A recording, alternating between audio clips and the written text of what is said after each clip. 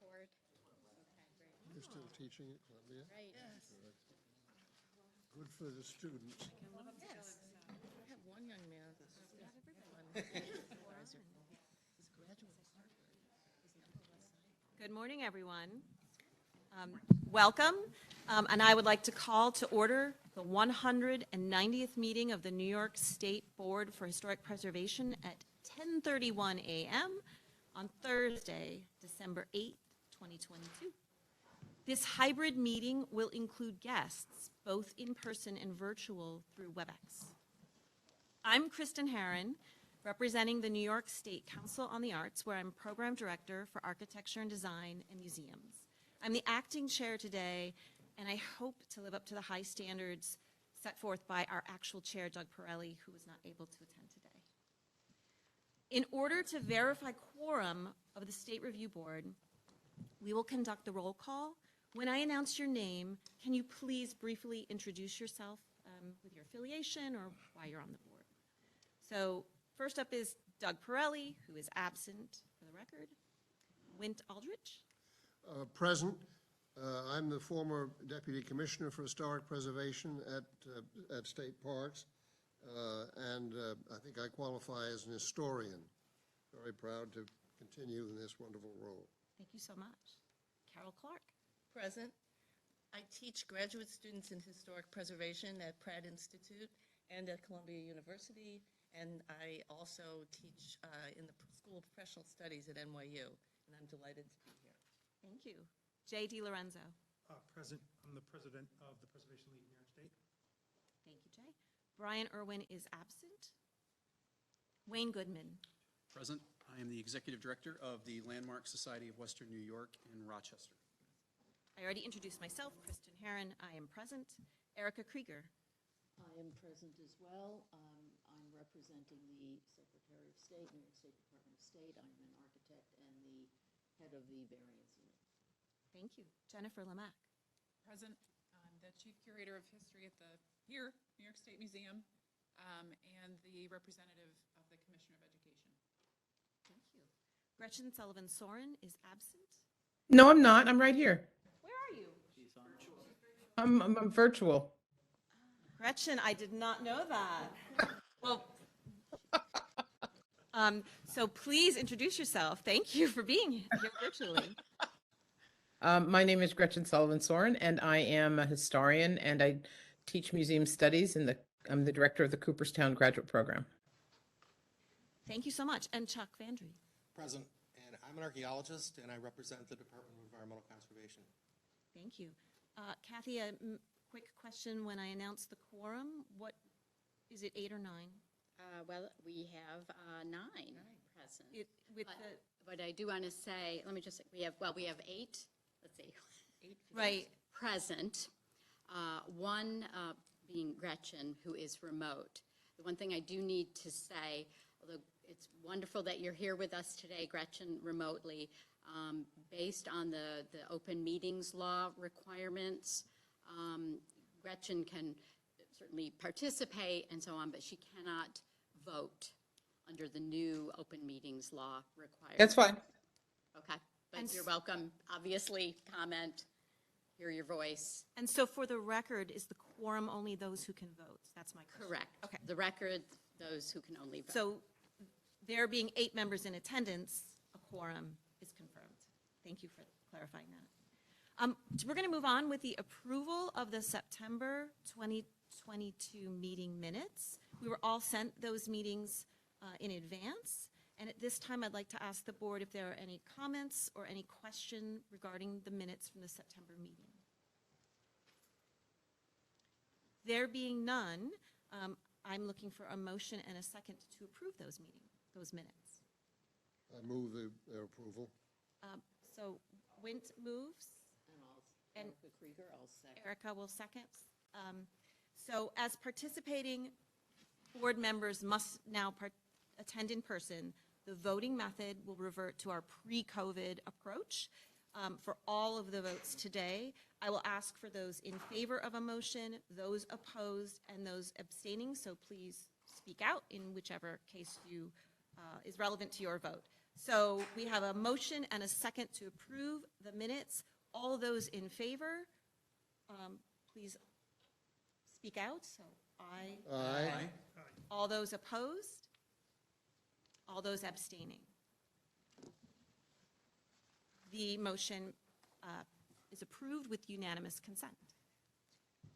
At this time, I'd like to turn the meeting over to our Deputy Commissioner, Daniel Nichol. Good morning. I just want to convey at the start of my comments what a pleasure it is to see you all in person.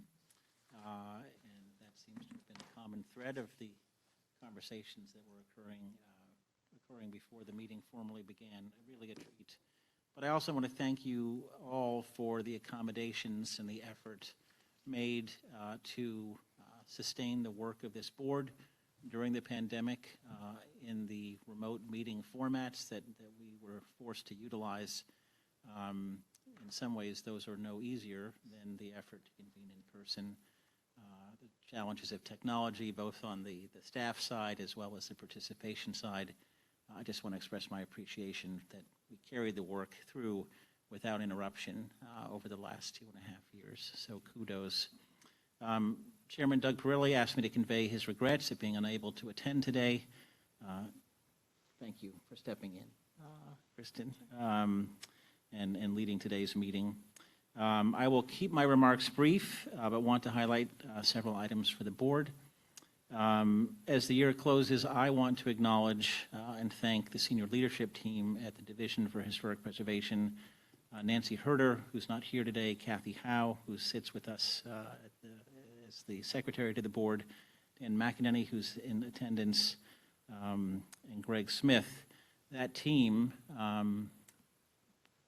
formed over the last year, has established themselves as a cohesive and supportive and highly collaborative team, and they are leading the division staff to, maintaining the level of performance that we have long established, but also leading us to new accomplishments and new initiatives. We maintain our national leadership position across long-established programs, and we are launching, with their support and leadership, new initiatives and capabilities within the office. So I just want to express my appreciation and hope you join me in thanking them for coming together under new responsibilities and leading the division so effectively. Among the accomplishments of that senior leadership team, with a particular thank you to Dan McEnany, is noting the significant increase in staff for the division. In this year alone, we have added 12 personnel to the division staff. That could well be a record. It certainly is a record over the last decade or so. We have announced at earlier meetings this year, Paige Schmidt joining the conservation team, Lauren Ross joining the conservation team, Victoria Reisman joining the curatorial team, William Floyd in the compliance and on the technical review team, and Anya Leader-Nagy on the outreach team. Anya is here today, did a lot of work in support of this meeting. But newly in place since our September meeting, we have Medaya Usuri. She's an administrative support person who has landed with flair and great engagement. Sydney Snyder in the archaeology unit, Jessica Vavrsek in the archaeology unit, Molly Donahue also here today and provided a lot of support to this meeting. In the grants unit, Casey Ventura in collections and Sarah Center in collections. Finally, the 12th person is a young woman named Kim Hill, and she joins us as our first interpreter of Native American history. That's a first for the agency, a first for our interpretive unit.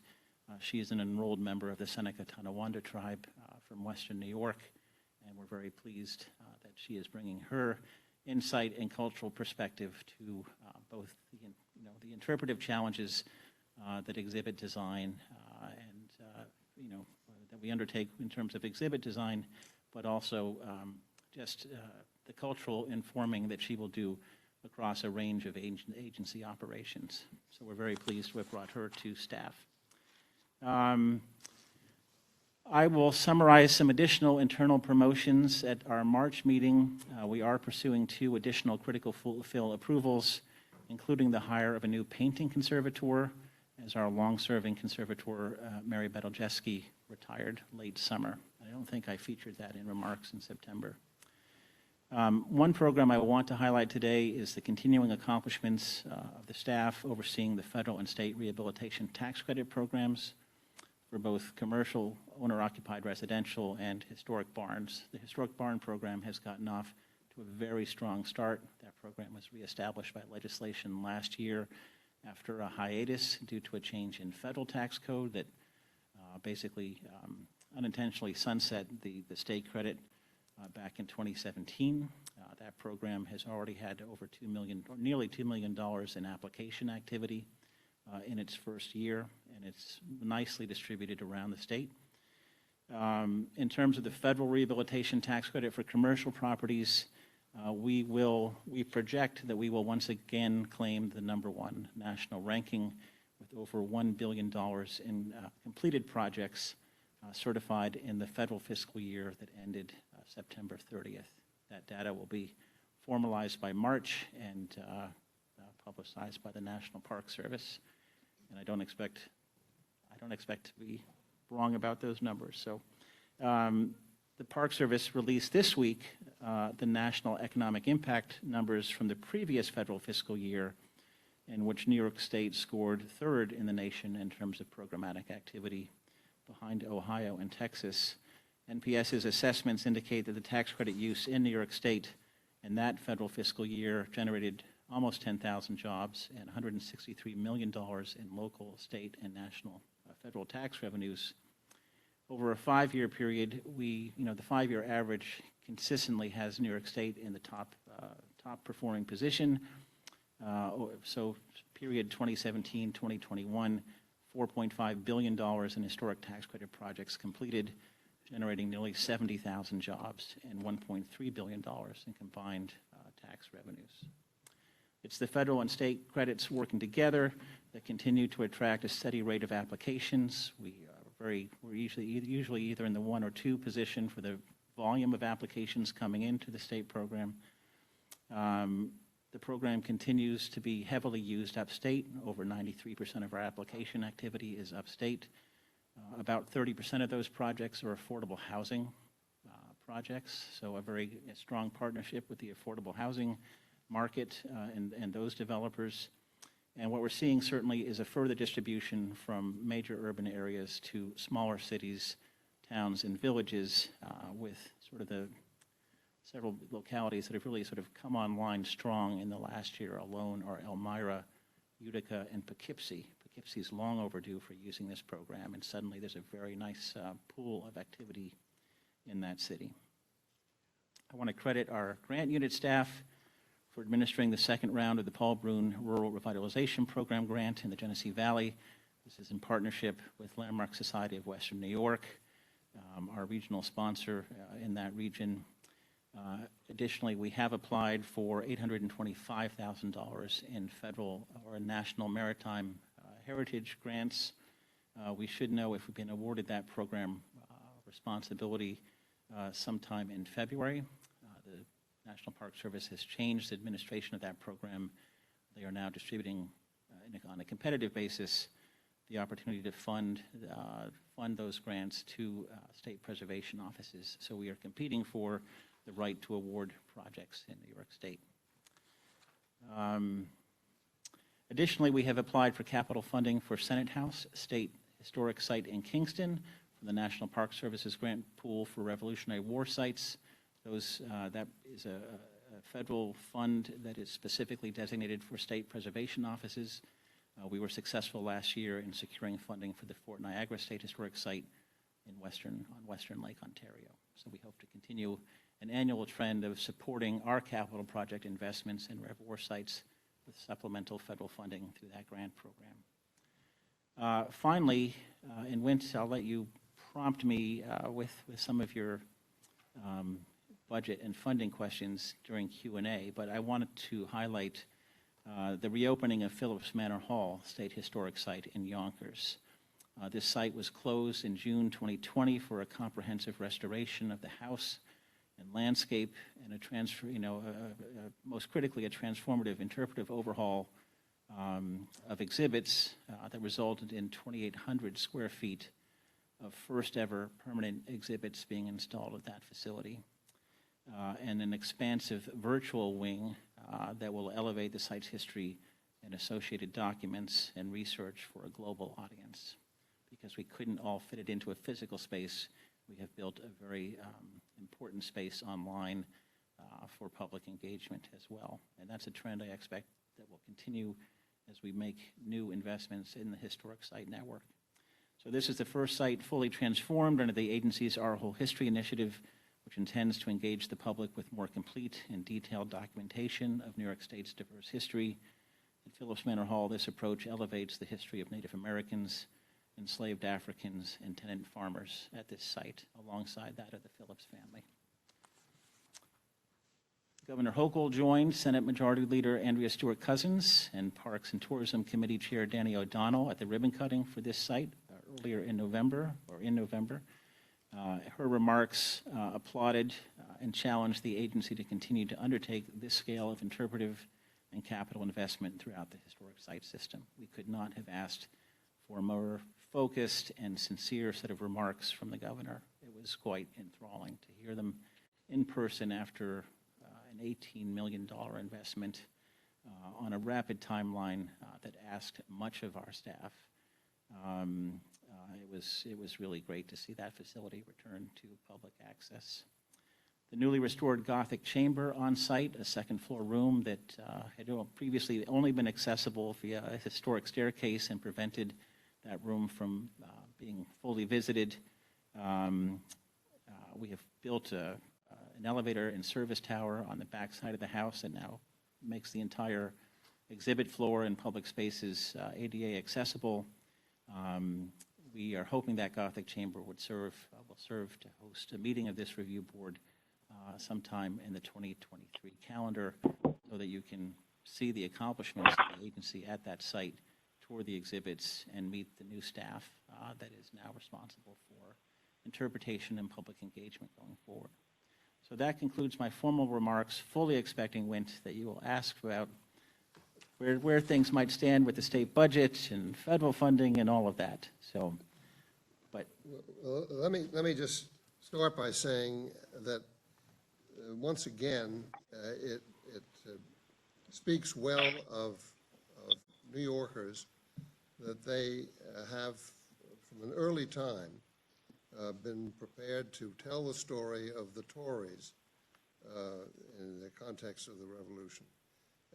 Johnson Hall in upstate New York and the Phillips Manor Hall are the two most significant properties, I suppose. But there would have been no revolution if we were not revolting against something, and that's really what the Phillips family and Johnson and his son were all about. As to money,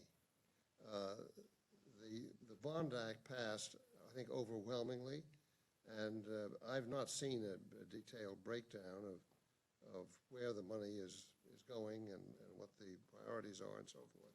But I'm assuming that some of it will benefit historic sites and other programs that we have a particular interest in at this board. yes. So the Bond Act was actually the most successful, if you measure it against other statewide positions on the ballot, the Bond Act was more successful than any other campaign, so to speak, and clearly showed strong bipartisan support across all regions, upstate, down, Long Island, et cetera. And I think it's a pretty remarkable signal for the governor and agencies to pay attention to. It won overall. There is, it is very much focused on renewables. It is very much focused on climate change and resiliency. The agency, does face resiliency challenges throughout the park and historic site system. There is specifically $625 million set aside for open space acquisition and related components, and I think we can foresee that those are monies that will not only be used to further expand the state park system or further buffer the state park system, but it does offer potential for historic site acquisition, expansion, and so although I think superficially the Bond Act is perhaps primarily associated with the Department of Environmental Conservation, the agency is very much anticipating there will be direct benefits and direct programmatic responsibilities established within the $4.1 billion commitment there. It's also worth noting that every dollar of Bond Act spending in New York will come through the Division for Historic Preservation from a compliance review perspective. And so we have begun documenting the need for additional staff in the compliance unit to handle that volume of review activity, make sure the agency is reviewing and identifying concerns. We're clearing those projects promptly so that we can undertake that work. So there will be, even though other parts of the agency are, looking at very specific funding pools and programs, we were reminding the commissioner just yesterday that all $4.1 billion actually has to roll through the Division for Historic Preservation. So. Well, that's just great, and I urge that the site managers and others, regional managers, be encouraged to identify land acquisition targets that are significant for the parks and historic sites in their purview. And I might send in a few suggestions myself. We would welcome them. Because this is one of those opportunities that not likely to come again anytime soon. And there's always that inholding that we worry about. And so, yes. But I think it's just, you bring, as always, Daniel, so much good news. Good. Financial and otherwise, and the personnel report is just marvelous. It is remarkable. It is remarkable, and we have additional requests pending.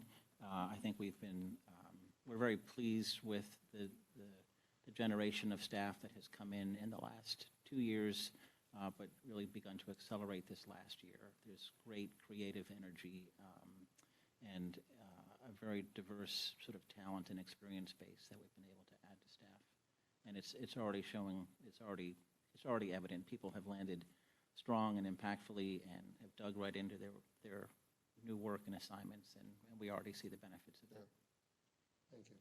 You're welcome. Thank you so much for all that good news and report. We are ready to move into the National Register nomination reviews, and for that, Chelsea Towers is going to provide an introduction. Good morning, everyone.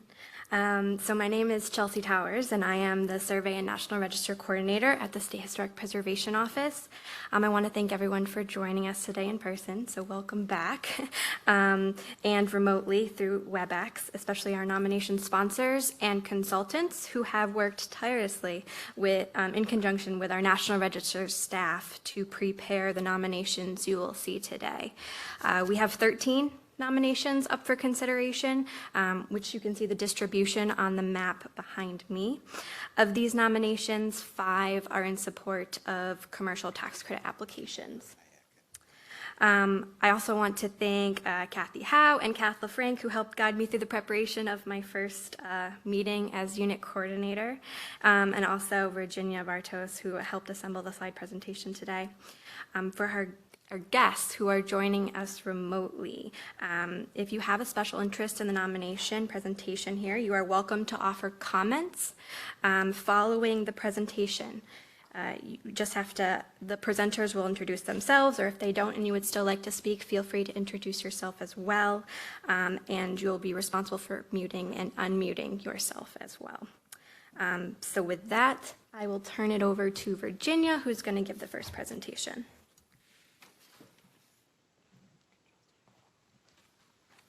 Thank you, Chelsea.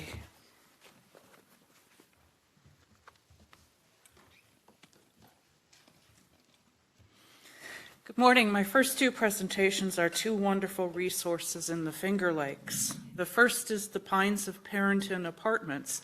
That's a mouthful to say, near the village of Fairport in Monroe County.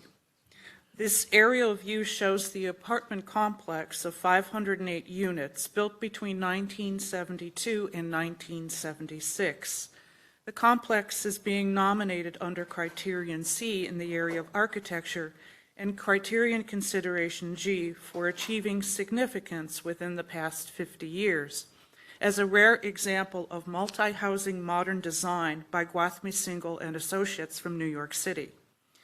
It was one of 15 suburban affordable housing complexes built in New York State in the 1970s.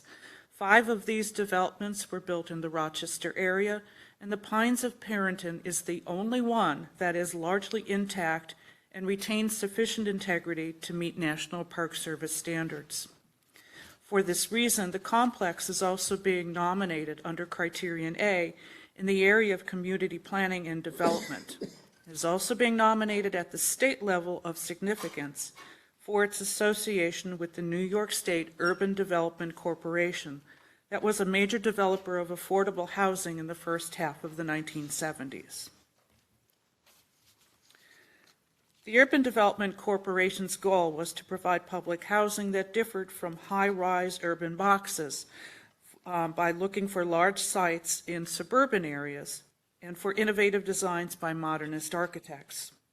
The apartments would be built, owned, and operated by private companies, funded with a mix of private and government money. The corporation intended to expand the client base beyond low-income renters by opening up rentals to moderate-income families and seniors on fixed incomes. The nomination well covers the history of the UDC and its work in New York State, so I don't need to get into that history here. What we see here is an overview of the 43-acre site and a partial site plan by Gwathmey Singal for the apartments. Units were grouped into 5 low-rise buildings oriented southwest to northwest and arranged in linear configurations. The overall plan included an office building seen in the upper left, a community center, now a daycare, small areas with lawns, and retention ponds in the south end of the property. Streets were named after trees, and when it opened in 1976, the site included over 350 trees acquired from local farms and private residential properties. Gwathmey Singal's design for the buildings was of simple, unornamented, rectangular, and L-shaped 2-story sections on grade-level concrete slab foundations. Buildings had flat roofs with shallow parapets and metal coping. Walls were prefabricated panels of textured white stucco on wood sheathing, and 82 of the 128 building blocks contained first-story carports beneath second-story apartments that were all supported by lally columns. The remaining 46 buildings were 2-story units, and all buildings had elevations of repeating patterns of entrances and windows. Here are current views juxtaposed with the historic plans, and you can see the high degree of integrity retained by the Pines of Parrington complex. The 2-story buildings had interior landscaped courtyards, and some of the buildings with carports had small lawn areas with additional parking. All buildings to some degree looked out onto lawn areas, but parking was crucial as this was a suburban location. Another key factor was access to public transportation, and paved walkways through the site led to Whitney Road, where metal benches were supplied for waiting for the bus. The nomination was researched by Melissa Andrade, Jill Miller, and Virginia Adams, all architectural historians with the Public Archaeology Project in Pawtucket, Rhode Island. The resource is a federal rehabilitation tax credit that initially got its Part 1 approval in August 2021. But due to a fire that destroyed part of the facility, the project was amended to reflect the rebuilding of that small portion of the complex and retains its Part 1 status. The portion in red is the part that is being rebuilt. We have two of the people involved in this project with us today, virtually with us. One is Maureen Cavanaugh, and the other one is Melissa Andrade. And Melissa would like to say a few words. Melissa, please unmute yourself. Hi, everyone. This is Melissa Andrade from the Public Archaeology Lab. And we would just like to thank the SHPO and the Park Service staff for their help completing this nomination.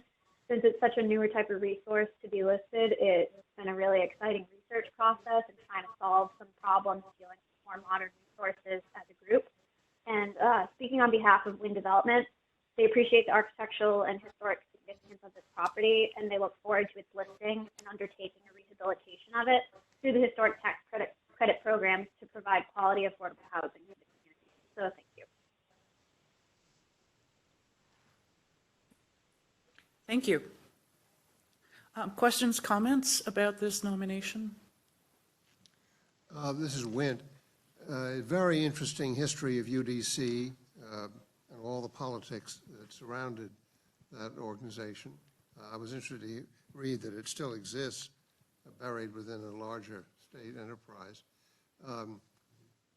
It is perhaps no coincidence that Parenton was the first township in New York State to include Suffolk and Nassau counties that had adopted a local ordinance to exact from the sellers of land in the town, especially open land, farms and so forth, a percentage of value, which was then went right into a land bank and committed to acquiring conservation easements throughout the town. This is something that is that other states and communities have followed suit. But it started at Parenton, and it may not be a coincidence that at the same time they are realizing that they have to find a way to provide housing for people who can't afford to be building their own homes. I would be happy to move approval. Thank you for that, Wint. I have a motion to approve this nomination. Do I have a second? I'll second it. Carol Clark seconds it. All of those in favor, please speak. Aye. Aye. Any opposed? Any abstentions? The motion is approved by unanimous consent. Virginia, you have the next one? Thank you. Now on to our Orleans County.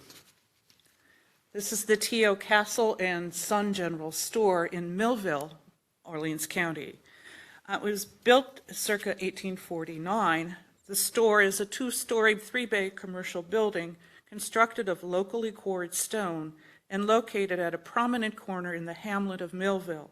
Just to help you get your bearings if you know this area of New York State, Millville is a short distance southeast of the village of Medina, which is the largest municipality closest to the hamlet, and Millville is in the southwest part of the county.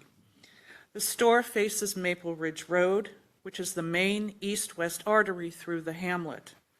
When viewed from Maple Ridge Road, the store is a two-story, three-bay stone building with a front gabled roof and raised entrance accessed by stone steps. Attached to the south end is a two-story wood frame and clapboard-sided addition, believed to have been added in the late 19th century. It first appears on a 1913 map, which marks the end date for the period of significance.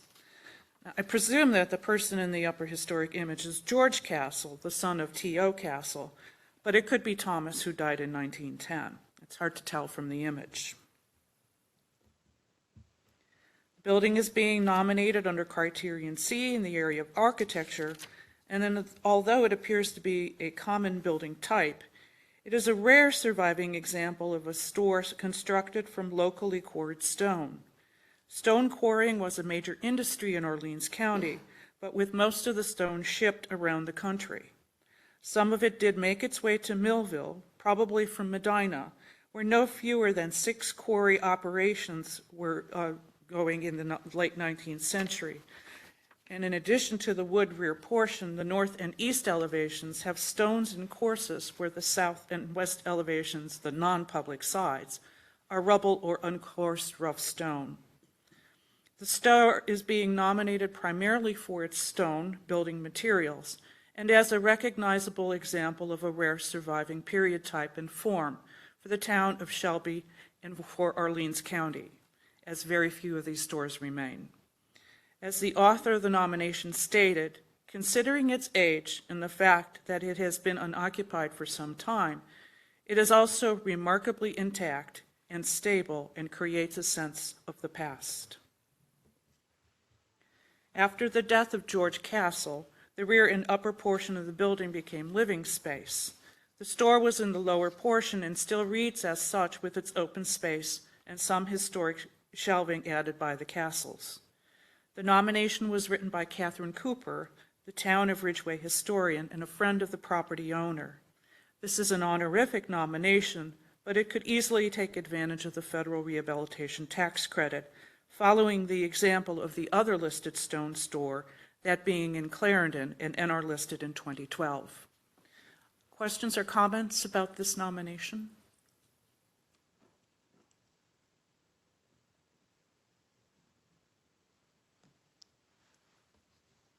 Do I hear a motion? I would make that motion. Thank you. Wayne makes a motion to approve this nomination. Do I have a second? Jennifer Lemack seconds it. All those in favor? Aye. Aye. All those opposed? Any abstentions? The motion passes with unanimous consent. Thank you very much.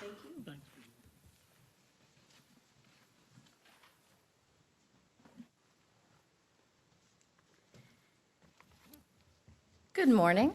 I am Erin Cernicki, and this is the Avalon Knitting Company Mill in Utica, Oneida County. The building is significant under Criterion A for its association with Utica's historic textile industry, as well as its later use as a storage facility, a second important local industry.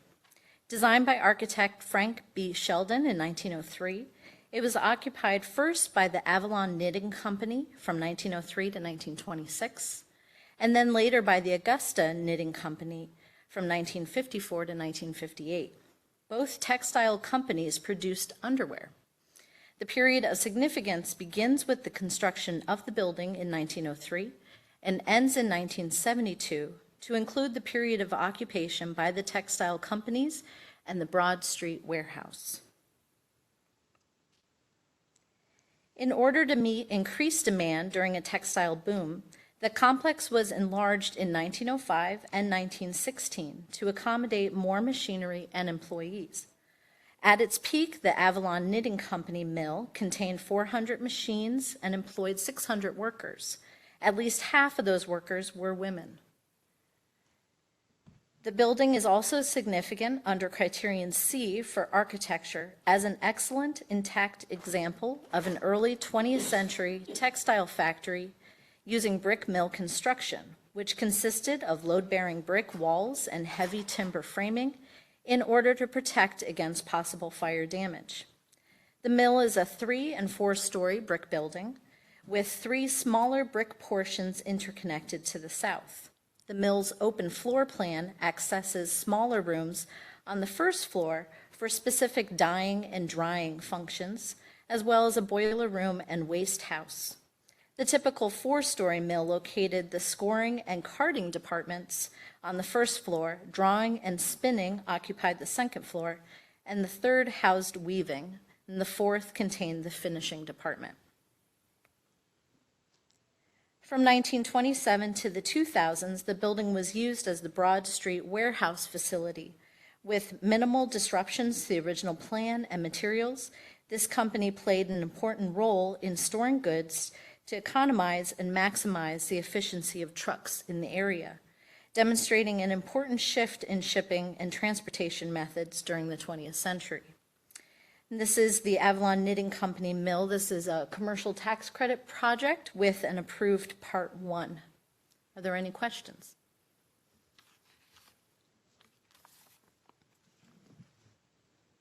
If there are no questions or comments, do I have a motion? I'll move.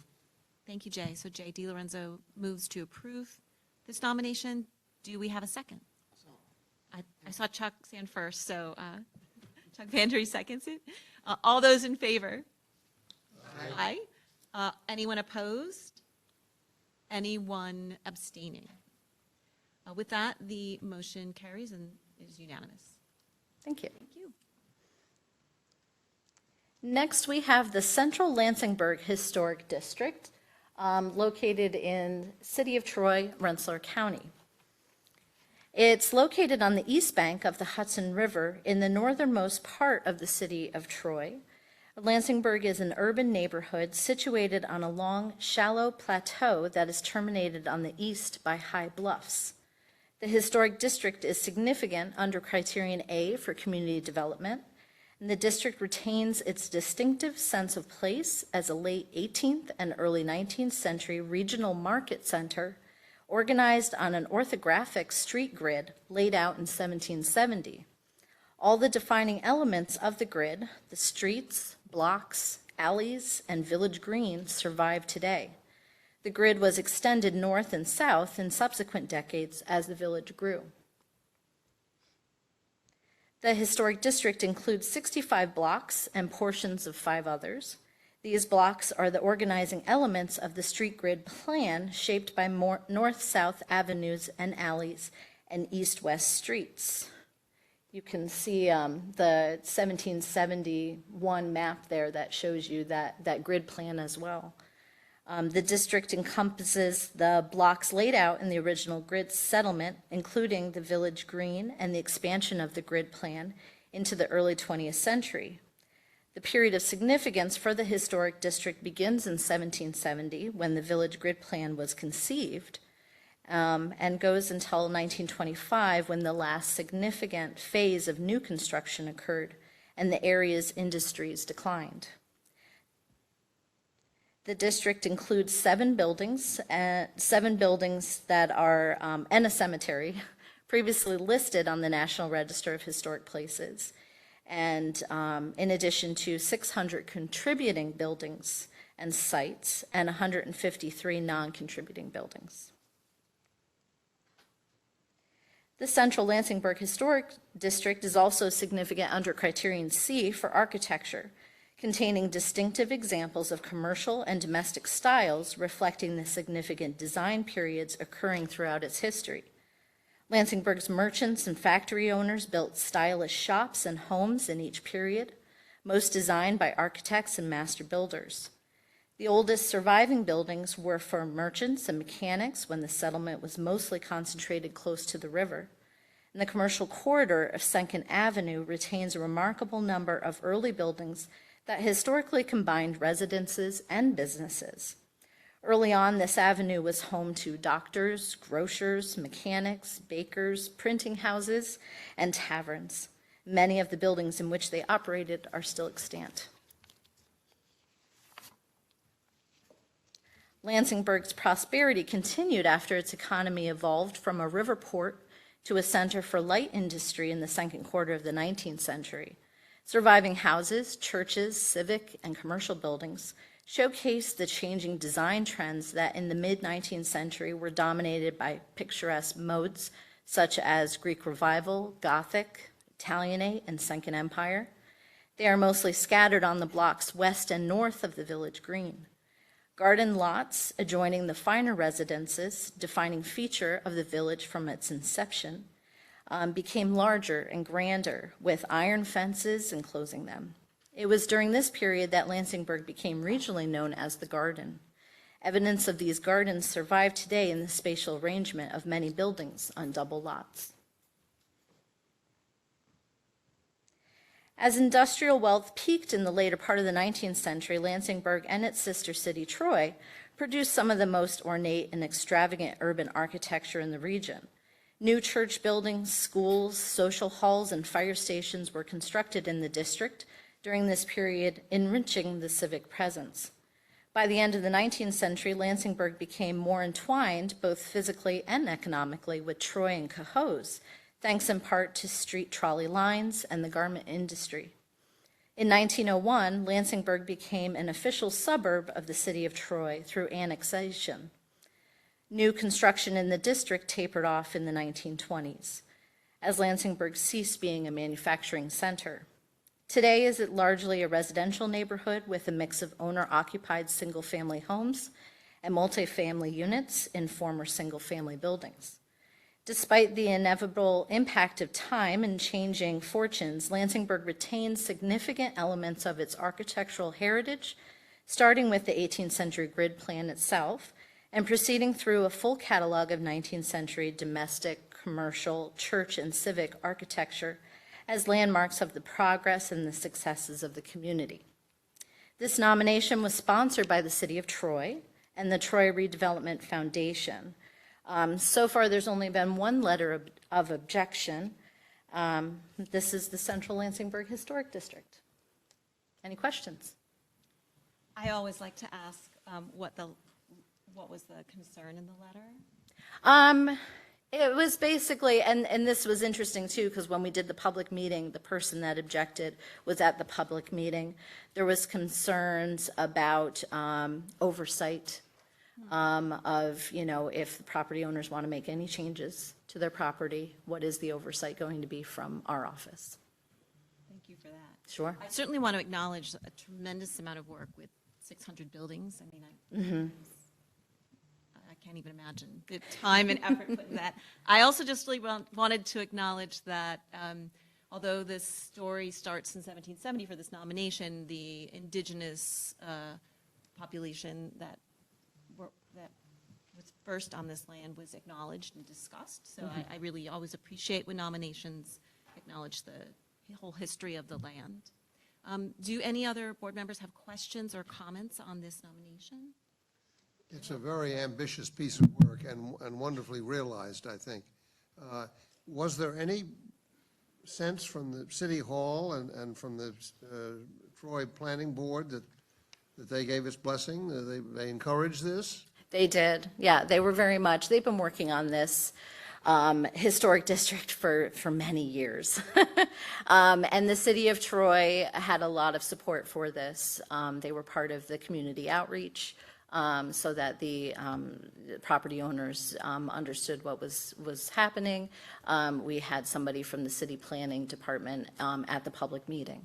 So they are very much behind this. Thank you. Yes, this is Carol. I want to concur with what both Kristen and Wint said, and specifically compliment Marissa Marvelli, who was a former student of mine. I thought she did a terrific job on this major project. Excellent.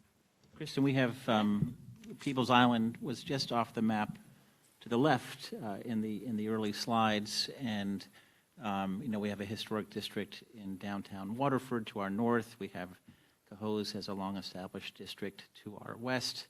This was our undefended eastern flank, and this nomination has been long in development, long wished for, long seen by many of our staff who live in and around the Troy area, some of whom live in Lansingburg, as a real goal, and I'm very pleased that the city has advanced it to us. I think we see a lot of opportunity for other programmatic activity now that this nomination is in place in Lansingburg. That's great to hear. So, I will make the motion to approve this nomination. I'll second. And Wint will second it. Thank you so much. All those in favor? Aye. Anyone opposed? Any abstentions? The motion passes with unanimous consent. Thank you.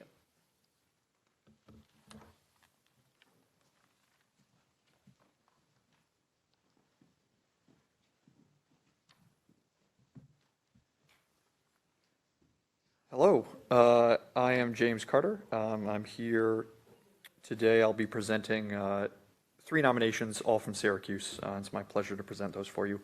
I'll start with the Amphion Piano Player Factory, Syracuse, Onondaga County.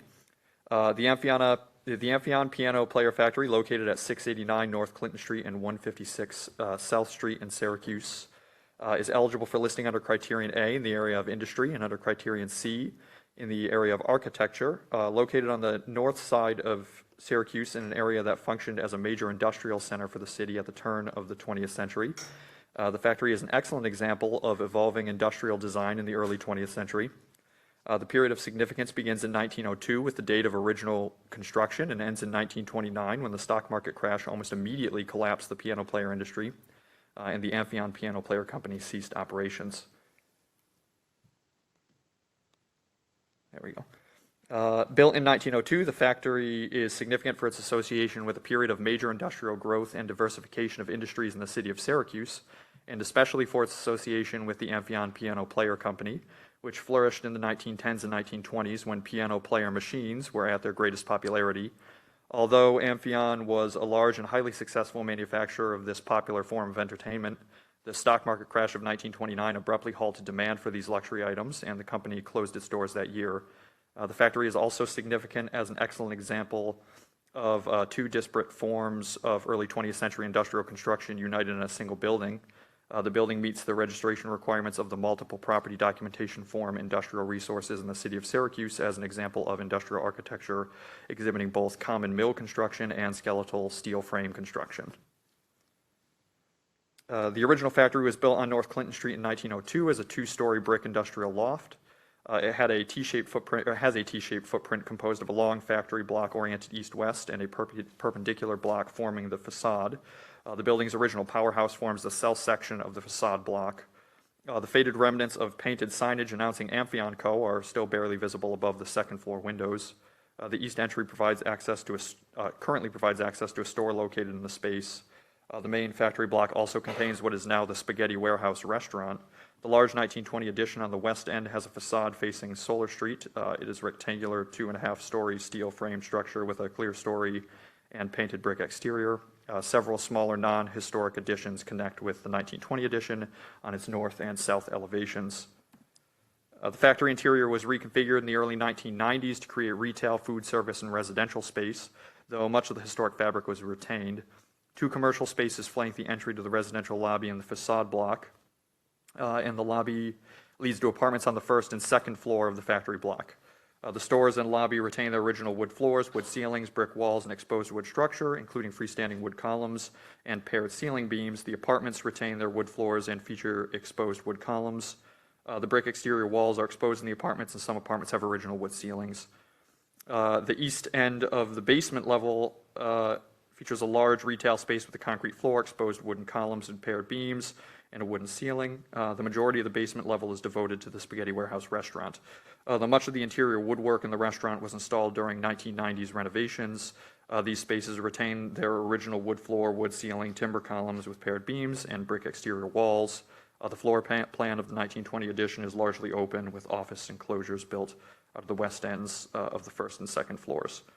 The open plan of the factory floor is characterized by exposed steel I-beam columns, steel beams, concrete floor, concrete block walls, wood ceiling, and arrays of steel sash multi-paned windows. The addition contains two mezzanines in a space which formerly served as the night watch office.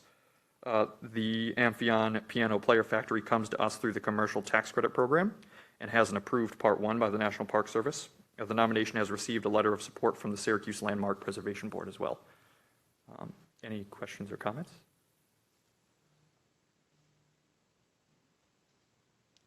Is there a motion regarding this nomination? I'll make the motion.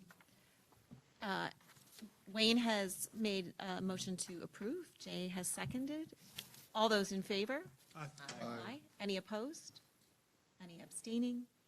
The motion carries with unanimous consent. On to the George C. Hanford House, located at 506 West Onondaga Street in Syracuse, Onondaga County.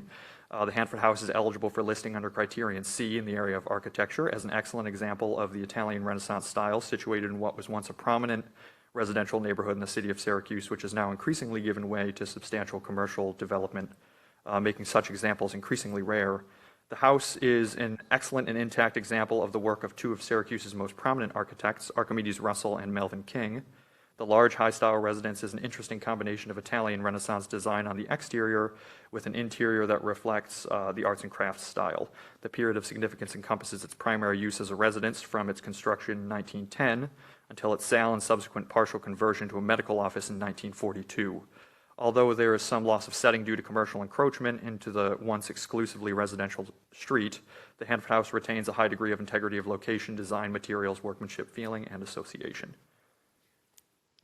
The Hanford House is a two-story Italian Renaissance Revival style residence. Are these not advancing? Went the wrong direction. Oh, sorry. Thank you. The Hanford House is a two-story Italian Renaissance Revival style residence with an asymmetrical plan consisting of two slightly offset rectilinear blocks. The roofline features wide projecting eaves with modestly formed modillions above a narrow frieze around the entire perimeter of the house. The motif carries into the dormers, which feature smaller modillions. The facade or southeast elevation is ornately decorated, featuring a bay window on the first story and a tripartite window on the second story, flanked by square pilasters that are each topped with Corinthian capitals made of terracotta.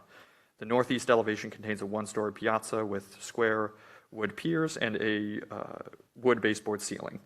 The foundation and low walls of the piazza are constructed of brick with stone that connect with the stone string course, which wraps the front hall of the house, or front half of the house. The piazza serves as the primary point of entry to the house. The interior of the Hanford house retains a high level of integrity in the primary spaces, including wood flooring, wood trim such as doors, wainscoting and boxed ceiling beams, and brick fireplaces with craftsman-style mantels. There is a prominent oak staircase with stained glass windows lighting the stairwell. The house's principal entrance through the piazza opens into an oak-paneled vestibule. The floor of the vestibule is finished with hexagonal white tile with a white, red, and black border and a Greek key motif. Craftsman-style brick fireplaces, oak floors and trim, several stained glass windows, plaster walls and ceilings, floral patterned fabric wall coverings, original bathroom tile work, and a mahogany fireplace with vibrant blue tile surround exemplify the elaborate interior design. The Hanford House comes to us through the Commercial Tax Credit Program. It has an approved Part 1 by the National Park Service, as well as approved Part 3 for the completion of the rehabilitation. The house now serves as a branch office and community meeting center for Pathfinder Bank. The nomination has received a letter of support from the Syracuse Landmark Preservation Board. Any question? Do we know anything about this stained glass window? Only because the next nomination is the same architect and worked with a very specific designer. So there was nothing curious. Yeah, there was nothing specifically called out. I know we'll talk about the Keck Studio after. But the yes, in this case, I'm unsure. It wasn't specifically called out in the nomination, but it's something we could look into if. It was just a point of curiosity because of the pairing of them. So thank you. Yeah, of course. Anyone else? I think it's great that a bank has taken this on as not just to finance somebody else, but to use it themselves. This should be encouraged. Otherwise, it just falls to morticians to take on houses like this. And looks as if they're doing a good job. Any other comments? Would anyone like to make a motion on this nomination? Erica, I see as first, and then I saw Jennifer's hand. Right? So Erica Krieger, Jennifer Lemack. All those in favor? Aye. Any opposed? Any abstaining? The nomination is approved by unanimous consent. Fantastic. And on to St. Paul's Methodist Episcopal Church and Parsonage, also Syracuse. The St. Paul's Methodist Episcopal Church and Parsonage, located at 300-306 West Seneca Turnpike in Syracuse, is eligible for listing under Criterion C as an excellent example of late Victorian religious architecture, exhibiting Queen Anne, Eastlake, and stick-style influences in design of the church, constructed in 1884, and modest Queen Anne styling in its attached parsonage, constructed in 1900. The church architect was Archimedes Russell, also, a highly respected and prolific regional architect who explored nearly every style of the late 19th and early 20th century over the course of his more than 800 commissions, which include the previously presented Hanford House as well. The architectural significance of the church is further bolstered by the presence of 13 stained glass windows designed by Stanley Warden, a master in the nationally recognized Henry Keck Studio. The historic integrity of the buildings, particularly the church, is high, and it retains the forms, massing, interior materials, feeling, and association of a late 19th century Methodist church, designed in a blend of late Victorian styles. Situated side by side on the edge of the Onondaga Village Green, the two structures formed an ecclesiastical complex that was eventually united by means of a discrete rear annex and includes the addition of an attached garage. The period of significance begins in 1884 with the construction of the church and ends in 1968 when the church and parsonage were internally connected by the construction of the annex and the addition of the attached garage. The original church has a rectangular footprint with a square bell tower and entry on the southeast corner. A slightly narrower rear addition was constructed in 1917. The main block of the church is 1.5 stories tall with a gabled roof and ashlar stone foundation. The bell tower is approximately 3 stories tall with a pyramidal roof and metal finial. The roof and bell room replaced a taller, more elaborate structure that was struck by lightning and destroyed in the subsequent fire in the early 20th century. The church exterior exhibits a blend of Queen Anne, Eastlake, and stick characteristics, including geometric and floral relief carvings and cutouts, support scrolls, and subtle stick work, which remains extant in some areas despite largely being lost during the replacement of siding in the mid-20th century. The parsonage is a 2.5-story residence on a stone foundation with a cross-gabled roof featuring deep cornices and pedimented gables. The annex and garage are of simple concrete masonry unit construction with some portions covered by aluminum siding. The church truly shines in the integrity of its elaborate interior. The church has an auditorium-style sanctuary with oak pews flanking a central aisle and facing a raised platform with the pulpit. The floor is oak, the walls are plastered with wooden wainscoting, and the doors and windows are framed with fluted bullseye casings. The main part of the sanctuary is open to the herringbone wooden ceiling, which is supported by elaborate arching wooden trusses, embellished with spindlework. 4 pendant lamps with inverted shades of colored glass hangs from the ceiling. The large pipe organ gracing the wall behind the pulpit was installed in 1926. The sanctuary is lit by a series of tall stained glass windows, 13 of which were fabricated by the Henry Keck studio of Syracuse in the 1940s. The Keck windows use a pointed arch to frame a portrait or a more abstract design incorporating a shield or medallion. These windows bear dedications with sponsor names. The gallery windows are original windows presumably designed by Archimedes Russell. Their designs are floral and geometric with forms that echo the exterior trim and the spindlework and the sanctuary trusses. The parsonage retains its original floor plan, hardwood floors, and much of its original wood trim, including door frames. Was there no slide here? Yep, sorry. The parsonage retains its original floor plan, hardwood floors, and much of its original wood trim, including door frames with full entablature. The simple annex interconnects the church and parsonage, and along with the garage represents standard small-scale design and construction principles of the mid-20th century. St. Paul's Methodist Episcopal Church and Parsonage comes to us as an honorific listing, though the sponsor, Unity of Syracuse, hopes to utilize the listing in pursuit of sacred sites grants through the New York Landmarks Conservancy. The property itself also falls within an area recently determined eligible for listing by our office as the Onondaga Village Green Historic District as part of the City of Syracuse Phase 3 Comprehensive Reconnaissance Level Historic Resources Survey. St. Paul's, now serving as Unity of Syracuse, would be considered a critical contributing resource if that proposed district were to ever move to nomination.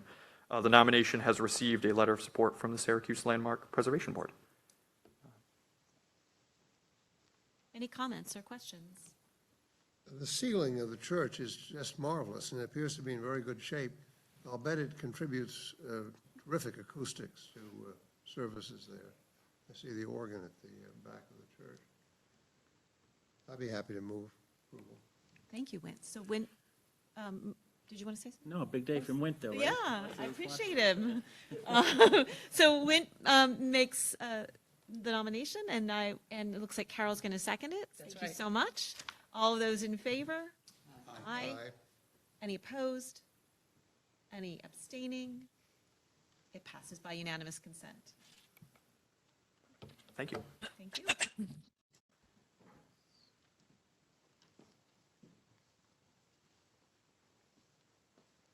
Morning.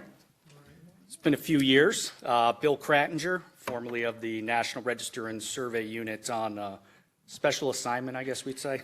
So, I'm presenting Shoal Cop Fall in Niagara Falls in Niagara County. This building is located in our 51-acre DeVoe Woods State Park. I'm going to speak a little bit about the history of the site.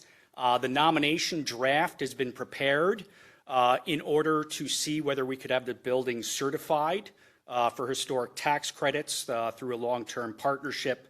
That is the impetus. We prepared the draft. We realized it may need some additional fleshing out.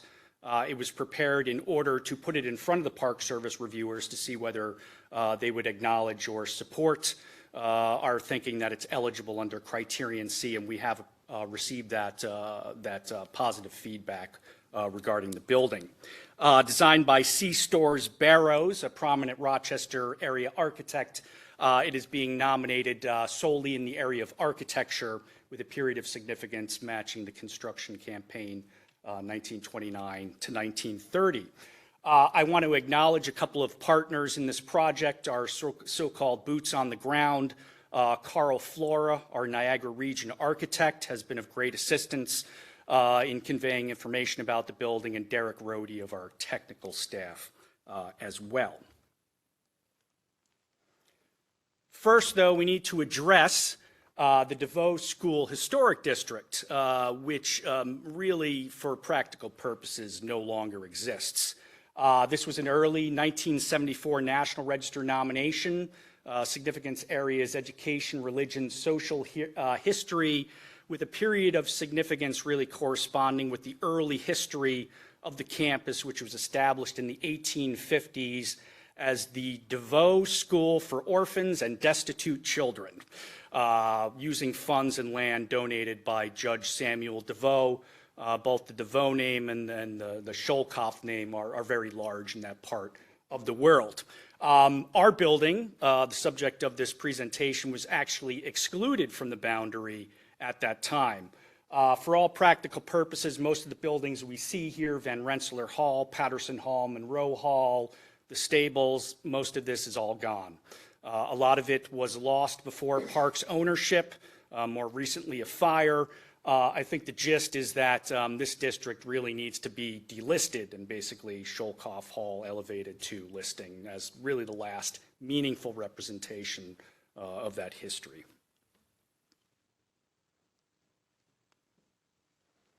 Elevation, principal elevation facing east, along with Barrow's drawing. We have all of his drawings out in the Niagara region. Exterior of Lewiston stone with Indiana limestone dressings. In essence, a very straightforward building, very rational, straightforward floor plan. The intent of the building was to create dormitory room for 100 students in a period of expansion or updating of the campus. So this building, part of its purpose was to remove that function from other buildings so they could be rehabilitated strictly as classroom space. This is really the last big episode in the development of this campus, which ultimately the school foundered and failed by the early 1970s. Basically contrasts the strong horizontal emphasis of the main block with the vertical pavilions and Gothic features. Again, very handsome building. It's classified as collegiate Gothic. It seems there was probably a conscious effort to basically relate the buildings to the earlier picturesque Gothic architecture of the campus. It seems born of an earlier period, and it doesn't have so much the typical collegiate Gothic features as it has more sort of Tudor Gothic picturesque features we think of more mid-19th century. So loosely defined as collegiate Gothic, we would say. One of the main intents of the building was fireproof construction, so it contrasts this load-bearing stone shell with efforts inside to basically use non-combustible building materials, fireproof tile. You'll see the interior.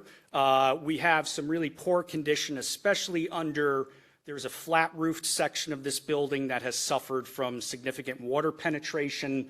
But at the same time, I would say the integrity is good. We know the materials, we know the finishes. It's really more a question of repairing those and addressing those. The professional term I was told by our architect is the interior is roached out. So we will try to use better terminology. But we do vouch for the building and believe both in terms of its plan, its finish work, its history. We have a persuasive case for designation, which the Park Service has already basically given their blessing to. Fireproof staircase. Again, I won't walk you through the entire building. It doesn't look great, obviously, but again, I think the integrity of this building in terms of its plan and finish work is relatively strong. The idea here, and I don't know if Daniel's going to want to say a few words here, is the attempt to extend ITC tax rehab programming into our state park system by forging partnerships to be able to use the credit requiring a long-term lease, basically, agreement. I have one more slide, and then maybe Daniel, if you want to say a little bit more. And again, just a view down the corridor. Again, a sort of institutional building in terms of its plan, very straightforward, rational floor plan, but a very picturesque exterior, and it's really the relationship to Barrow's work, to C-Store Barrows, as well as the quality of the exterior design are what we are leaning on in terms of our case for significance under Criterion C. Then I show Kopf Hall. So, Bill, thank you for the presentation, and thank you for taking on the assignment along with regional staff and Derek Rohde, our staff person now based, compliance and tax credit staff person now based back in Buffalo. It's been really nice to have an asset to deploy in Buffalo quickly and readily, and Derek has been up to the challenge, as well have you, Bill, to take on unexpected projects in your portfolio, so thank you. This is a very distinguished building sitting in the midst of DeVoe Wood State Park that has no practicable purpose for the state park system.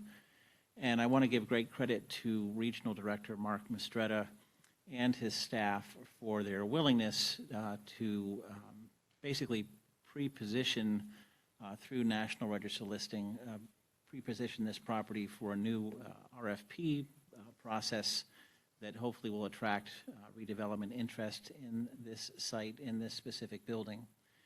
5 years ago, one of the enhancements made to the state rehabilitation tax credit, which is available in qualified, is limited to qualified census tracts throughout the state, was to make all state park properties eligible regardless of the census tract overlay.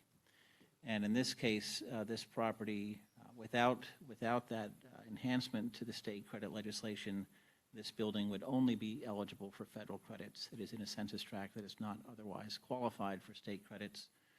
And so we have suddenly the combined opportunity of 40% state and federal credits working to support potential development of this site.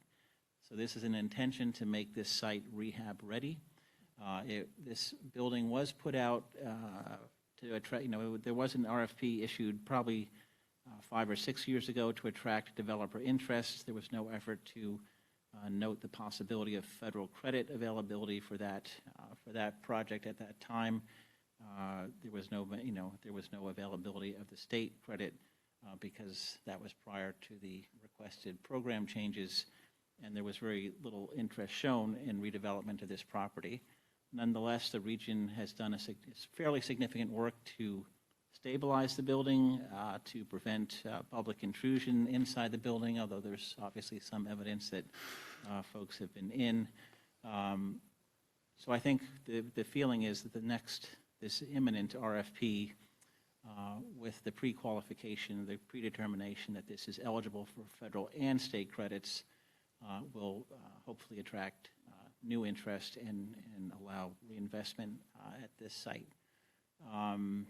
The other property that may beat this to the finish line, and Wint, you'll take note, in particular your call in Nissequogue River State Park, is we are also advancing in Part 1 for that specific property from the former Kings Park Psychiatric Center, and there is developer interest already expressed for that specific facility. So after 5 years following the change and the enhancement to state credit legislation, we're certainly very pleased that, at least internally, we see opportunities for two state park-owned assets that would otherwise go unused that are now being positioned for partnerships with outside developers and may indeed allow us to steward these properties under new program guidelines. What is the hope or expectation as to this use for developers? Yeah, I think the expectation is that this would be used for residential development.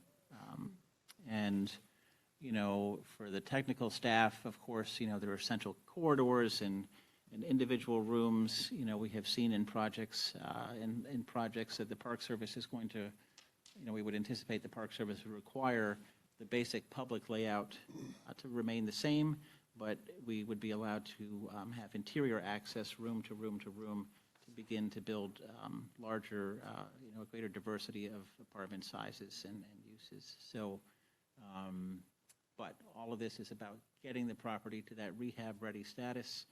And Bill, thanks for your work jumping in to deliver this in a timely fashion, and this will fundamentally inform the RFP that the Niagara region will develop here. May I ask whether the buildings that are now gone were they surviving at the time of the state parks acquisition, have been looked at in the same context? I mean, or are they less significant? Well, a lot of it was lost before our ownership during Niagara University's ownership of the property. It was, The demolition was not on our... yes, thankfully. Not on our terms. There's something about this that reminds me of Parrott Hall. I don't know what the current status of Parrott Hall is, but it had academic use, and nobody could figure out how to pay to stabilize it and then to find a new use. What happens here if, in fact, it doesn't work? I mean, that nobody does take up the challenge of turning this into residential housing. Right. I think under those circumstances, the agency, you know, the building has not been a priority beyond stabilization. I don't think the agency foresees any specific internal use that would stimulate the level of investment needed to bring the building back. So I do think if this RFP is not successful, we are likely facing continued deterioration and perhaps a move to demolish and remove as a public hazard or carrying cost for the agency. So we are hopeful, but the story is not yet writ. So. Anyone else? Oh, Jay. No, I was just going to say, and there's good news on Parrott Hall, right, Wayne? I mean, yeah. Phase 1 of the restoration stabilization is done. The roof structure has been replaced. They've got a brand new roof on it. The upper courses of the masonry that were deteriorated have all been repaired. The veranda roofs are covered with tarps, and the interior has been stabilized. So now, you know, thanks to grants from New York State and the hard work of the Landmarks Society, it will continue. What then? I mean, tenants will be sought? Yeah, that's the hope, is tenants and use and something that's compatible to the Cornell Ag. That's right there. Yeah, our organization's been really, really pleased, and thanks, Jay, for all of the support you've given.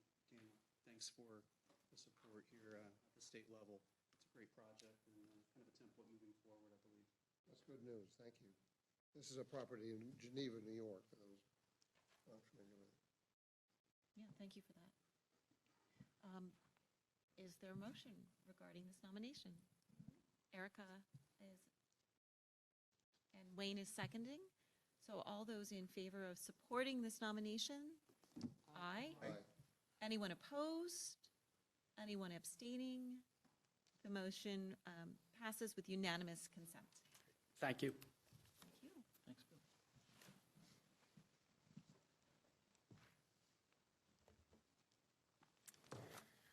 Okay, for our next presentation, we offer the Fireboat McKean for consideration. Before going forward, though, we wish to share with the board a recent development regarding this particular nomination.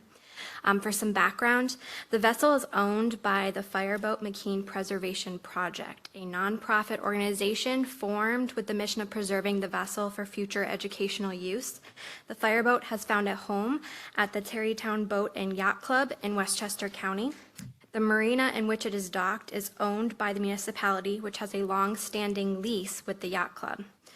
The club has expressed its verbal support of the nomination and the nonprofit's mission by allocating a space to dock the vessel long-term. And as you have seen in the nomination, the boundary for this nomination includes the vessel only. As part of every nomination, it's standard procedure to notify a range of elected officials, historians, and the municipalities, offering them the opportunity to comment on the nomination. Following this procedure, the Tarrytown municipality was notified of the pending nomination as of November 2nd. Yesterday morning, we received a letter from the municipality requesting a 60-day postponement before bringing this nomination to the attention of the State Review Board. Tarrytown requests the postponement in order to allow for additional time to review and submit comments on the application. The board has been provided a copy of the municipality's letter. Although this is not a formal objection, it is worthy acknowledging prior to this presentation. SHPO has been in communication with our representative at the National Park Service, who maintains that although an objection from the municipality would be taken into consideration, in this case, it would not prohibit listing, as Tarrytown is not a certified local government. Traditionally, our office has honored a municipality's request should they need more time to review. However, the nonprofit owner has demonstrated its commitment to pursuing funding opportunities to rehabilitate the vessel, some of which may rely on National Register listing. On behalf of the governor, our office has previously supported one such opportunity.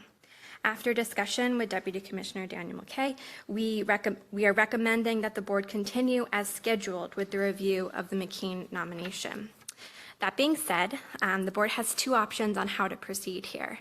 Option one, the board may choose to honor the municipality's request and table the nomination for this meeting, in which case we would hold the municipality to its 60-day timeline in hopes of presenting this nomination at the March 2023 meeting.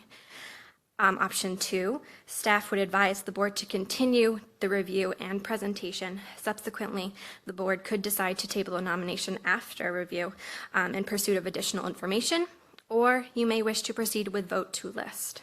If listing is determined appropriate, we would suggest that the board resolves that the SHPO hold the nomination for 60 days post-meeting before submitting the application to the National Park Service for consideration for the National Register. During this time, we will provide Tarrytown Municipality with any additional information they may require and continue discussions in hopes of alleviating any concerns. So that being said, at this time, I'll open it up to any questions the board may have or discussion prior to the presentation. So, I don't understand. So,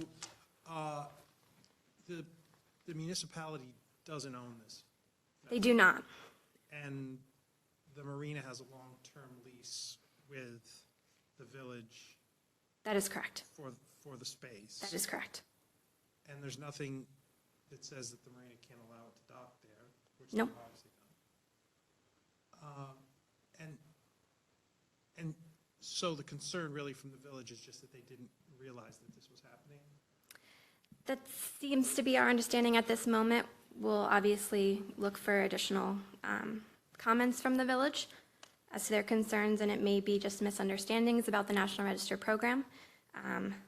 But this isn't a long-term lease, and again, the nomination only includes the boundary of the vessel itself.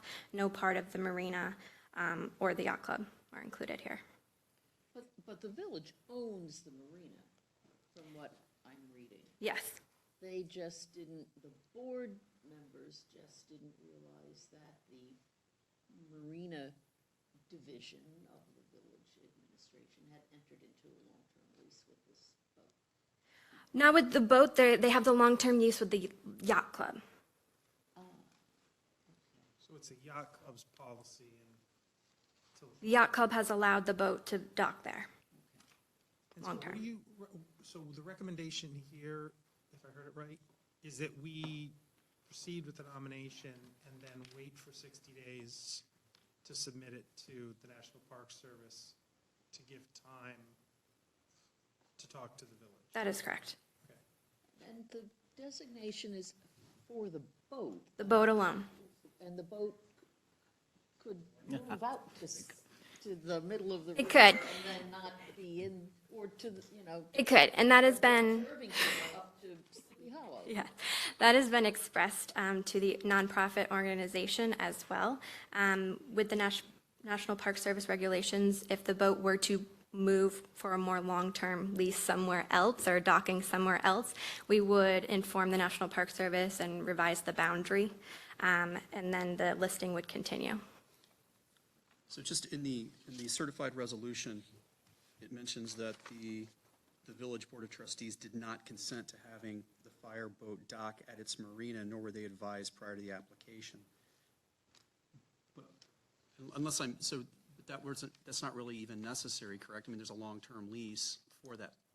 It is our understanding that the yacht club has full authority to lease the dock spaces as they choose and to maintain the dock spaces in the marina. That's our understanding. Does the village board approve every person who's coming in to dock their boat? I don't get When it. Daniel I'm very brings his confused. boat there? Or you? Or my blow-up raft? Right. It's my, from what little I know here about this, I don't think, it remains to be seen, but it's my hunch here that I don't think the village has I don't think anybody has anything against a fireboat, this particular fireboat. I think there may be some other issues at play. Yeah. We don't know about. We don't think anyone in this scenario, the yacht club, the municipality, the owners, even our office, do not question the eligibility of the boat itself. I think it's a larger maybe issue between the yacht club and the municipality. I'm going to guess that they're concerned if this becomes a destination, that you're going to be dealing with parking and traffic and other things that the other folks in the neighborhood might. That could very well be. Well, it could be one other thing.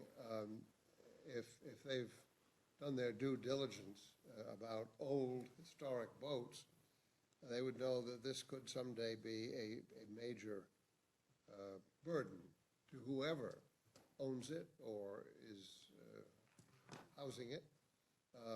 And at the end of this lease, that entity could be the village. And then what do they do? You know, the nonprofit that owns it maybe has fallen on hard times. People just love the fireboat, but it's going to cost a lot of money to maintain it or repair it. But that's just speculation. I mean, I think we should proceed as suggested and give them their additional 60 days after we act today, because it's a noble vessel. Do we know if there's anyone from the village on the call today? They were informed yesterday of this decision to bring it to the board for review in terms of the postponement. I do not know if they are on the line today. This is Carol, I just wanted to note that the boat previously was down off of Lower Manhattan and was there for a long time near Pier A, which is a very significant building listed on the National Register near Battery Park at the southern tip of Manhattan. And that, you know, it was obviously appreciated there in its own right. And so I think as a resource, it's clearly, in my eyes, eligible, and I would urge us to move forward. Okay. We're supposed to list after the 60 days. So thank you. Procedurally, and it's an unusual procedure, I believe I have to ask the board whether anyone wishes to make a motion to table this nomination at this point. Hearing no motion to table, we will proceed with the presentation. Excellent, thank you. Dan Boggs will do the presentation.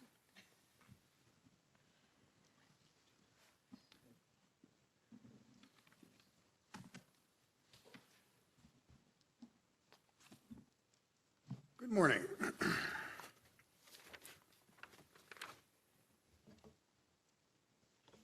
Presenting the John D. McKean Fireboat, I'm Daniel Boggs. Launched in 1954, the John D. McKean marked a technological leap forward in fireboat design and is locally significant and eligible for the National Register under Criterion C in the area of engineering as a highly intact and pioneering fireboat.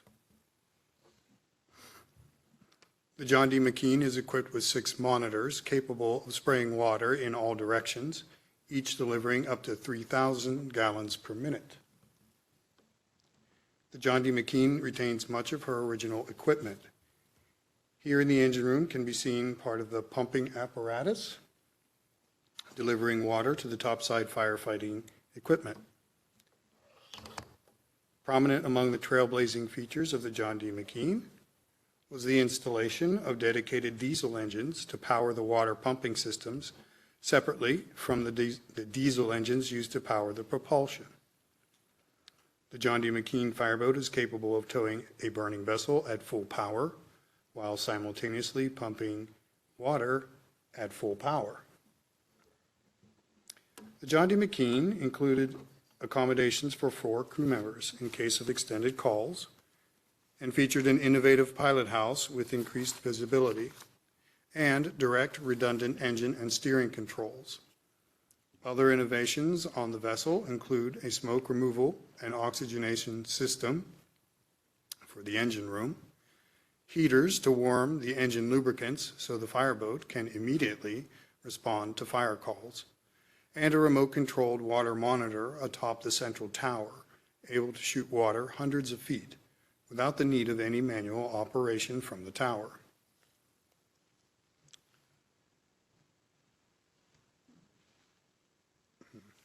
In service from 1955 to 2010, the John D. McKean participated in many life-saving calls. Among these were the Manhattan Staten Island Ferry Terminal fire in September 1991, the attacks on the World Trade Center on September 11, 2001, and the U.S. Airways Flight 1549 Miracle on the Hudson emergency crash landing on the Hudson River in January 2009. Shown here, that's the John D. McKean on screen left. The John D. McKean met all expectations in the performance of her duties in more than 50 years of service. Today, the integrity of this vessel is very high to her as-built design, and she retains nearly all of her original equipment, witnessing to the effectiveness of the many innovations she pioneered. This nomination has a letter of support from the Hudson River Valley Greenway Conservancy. Thank you. Any questions or comments?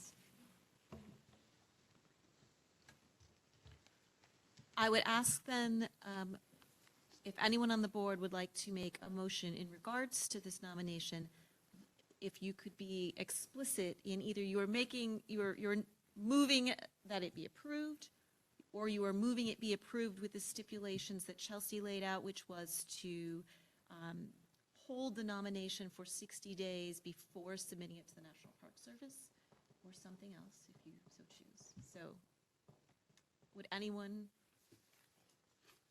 I'll make the motion to approve it contingent upon the 60 days hold before we submit to the National Park Service. Second. And so Jay nominates, Wayne seconds. Is that the proper language? Can I perhaps Yeah. suggest a modification up to 60 Sure. days? Because if we hear from Terrytown Oh. in advance of that, we would be happy to. Yes, I'd make a motion to approve contingent upon holding it up to 60 days before submitting to the National Park Service. And Wayne, do you still second? Still second that. And Kathy, do you have that? I do, thank you. And procedurally, did we have to decline the first one, or is that acceptable that Jay amended it? I think it's acceptable. All right, thank you so much. So everyone knows what motion is on the table, correct? All those in favor of approving up to 60-day hold, approving the nomination up to 60-day hold before it goes to the National Park Service, all those in favor? Aye. Anyone opposed? Anyone abstaining? The motion approves with unanimous consent, is approved with unanimous consent. Thank you. Well done. Well, good afternoon now, and I'm going to take us home with these last few. So this is the Harder Knitting Mill in Hudson. It's significant under Criterion A in the area of industry for its association with textile manufacturing in Hudson during the late 19th and early 20th centuries, and for its association with Union Mills, a major clothing production company in the Hudson Valley region. It's also significant under C in the area of architecture as a highly intact example of 19th century mill construction, and is the last remaining garment factory in Hudson. Most of the mill was constructed by William A. Harder in 1882 to manufacture wool and cotton underwear and shirts. The gabled office addition was constructed around 1900. There we go. In addition to the mill, the property retains this circa 1890 storehouse. The dye and wash house shown in that Sanborn is long since gone, but the rest of the complex is there. The Harder Knitting Mill employed 400 people at the peak of production. This photograph is just excellent, and it was taken as part of a statewide investigation into unsafe textile mill practices following the Triangle Shirtwaist Fire. And it shows just how crowded it is, the piles of things all over the place, exits being blocked and aisles being blocked. And it really gives you a sense for what a busy, vibrant place, well, sort of terrifying place these mills were during the time period. Harder initially partnered with his father on a mill in Philmont before relocating to Hudson and opening his own mills. That's a preview. You'll be hearing a lot more about Philmont, hopefully next year. And he was granted at least 5 U.S. patents for improvements and inventions related to the knitting mill. This is an office space. Next, we have this excellent historic photograph of the boiler room. And here is the boiler room today. It's really remarkable to still have that as part of the building. In 1901, Union Mills, which had 2 large knitting mills in Hudson, merged with the Harder Knitting Mill and went on to become the largest producer of fleece-lined undergarments in the world. The building's design utilizes contemporary fireproof technologies such as slow-burning construction and automatic fire doors, as well as an open, flexible plan. One more. The Harder Knitting Mill is the last surviving knitting mill in Hudson and the only extant building among the 8 factories in the region that made up Union Mills. This building has an approved Part 1, and the draft was done by Preservation Studios. Are there any questions on the Harder Knitting Mill? What's its destination likely to be? I mean, housing? Housing, I believe, yes. Wow. Well, I just want to say that there's a phrase in the nomination that will remain with me for a long time. A little hustler fleecing machine. We've all met such machines, such people. It's always a good day when a nomination can bring a laugh. It looks like a sweatshop. Was it a sweatshop? I mean, you saw that photo. Yeah. We've had 2 this meeting on Textile mills, yeah. Yeah, do you think the nomination reflects the dangerousness of the business? It talks about that to some degree and does bit, mention like just a little. What was shown in those photos. Any other comments? The spaces look so great when they're wide open and you don't have the clear Right. stuff in them. There's NYS, so such a hazard. It's lucky to still be standing. Jay, are you are you moving this nomination I am. forward? Thank you. And do I have a second? I'll second. Wint seconds. All those in favor? Aye. Anyone opposed? Anyone abstaining? The motion passes by unanimous consent. Right. Thank you. We'll stay in Columbia County to a different kind of resource. This is the Ichabod Crane Schoolhouse, which was initially constructed circa 1850 and moved to its current site in 1974. It's locally significant under Criterion A in the area of education. The one-room schoolhouse served the district for nearly 100 years. This schoolhouse was long believed to be Washington Irving's inspiration for Ichabod Crane's school. Further research has confirmed that Irving knew and was inspired by an earlier school building serving this district. Jesse Merwin, the teacher in that earlier building, who you see there on the right, he reported the construction of the existing school, which we are nominating, to Irving in an 1851 letter. The perceived connection remained, nevertheless, and the new building continued to serve a student population of about 10 to 30 students each year. Wally Wheeler was the consultant on this project, and he found this 1896 superintendent's inspection book for all of the schools in the district, and it reports this impression of this school. Scholars noisy, walk around room without permission, talk without asking teacher, writing irregular, no program, school dirty, no control of scholars. So, you know, perfect model school. The school remained active until 1946 when it closed for school consolidation. It was rededicated in 1952 as the Ichabod Crane Community Center. The dedication was nationally broadcast live on the Mary Margaret McBride radio show with Eleanor Roosevelt as a speaker.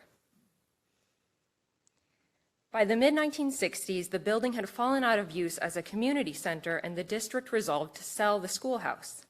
The Columbia County Historical Society, which had been established in 1916, agreed to purchase the building.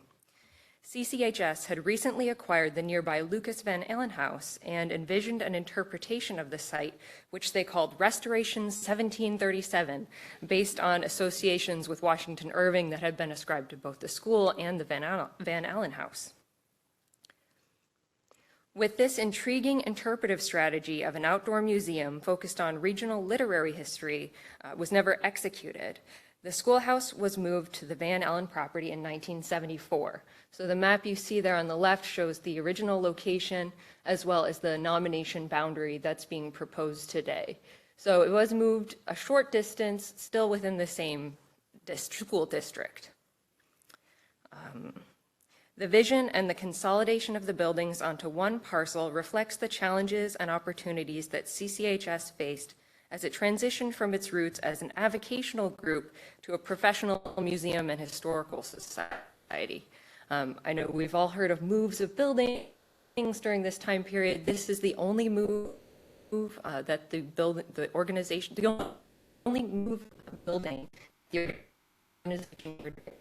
and it was really at this interesting time where there's these two, this push and pull of the avocational group and the new professionals coming in and figuring out what they're going to be as an organization. The school is also significant on CE in the area of architecture at the local level as a representative example of a district school whose design followed state models developed as part of the Union School movement. Current site of the schoolhouse includes an open lawn similar to the historic previous location, and the outhouse, of course, moved with the schoolhouse.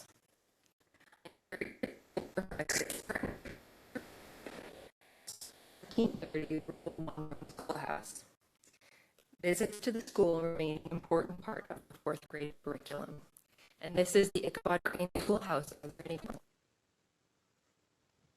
I did appreciate that museological discussion about sort of the development of CCHS in relation to this building and the context beyond that of how this combination of sort of the literary focus made it a different than other museums moving properties together. So that context I thought was great as an addition. I'm happy to make a motion to approve this nomination unless anyone else wanted to comment. Do I have a second then? All right, so Kristen first, Eric. All those in favor? Aye. Any opposed? Any abstaining? The nomination is approved by unanimous consent. Thank you. So I'm bringing you an MPDF today. As you probably remember, when we bring an MPDF, we approve the context and then the individual nomination. So first, I'll be talking to you a little bit about the Historic Cemeteries of the Town of East Hampton Multiple Property Documentation Form, or MPDF. An MPDF is essentially a cover document or umbrella that is used to help make it easier to list individual resources. So if this is approved in the future, authors nominating cemeteries within the town of East Hampton will be able to reference this context and avoid rewriting it. Some of these are rather large in this map, I understand, of course, But this map is based on the parcel data that was given to us by the consultant for the location of these cemeteries. So obviously not all of Gardiner's Island is a cemetery, but there is a cemetery within the survey located on Gardiner's Island. And this large-scale map is helpful to see the distribution of where these cemeteries are within the town. This project resulted from a survey of historic burying grounds and cemeteries in the town of East Hampton, with the goal of better maintaining and understanding these resources. Due to the geography and settlement patterns of the town, the majority of these sites are small and scattered throughout the region.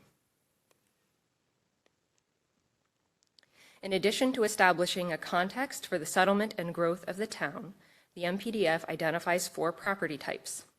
6 cemeteries were identified as communal burying grounds established by a central authority. On the left, North End Burying Ground was created for East Hampton Village.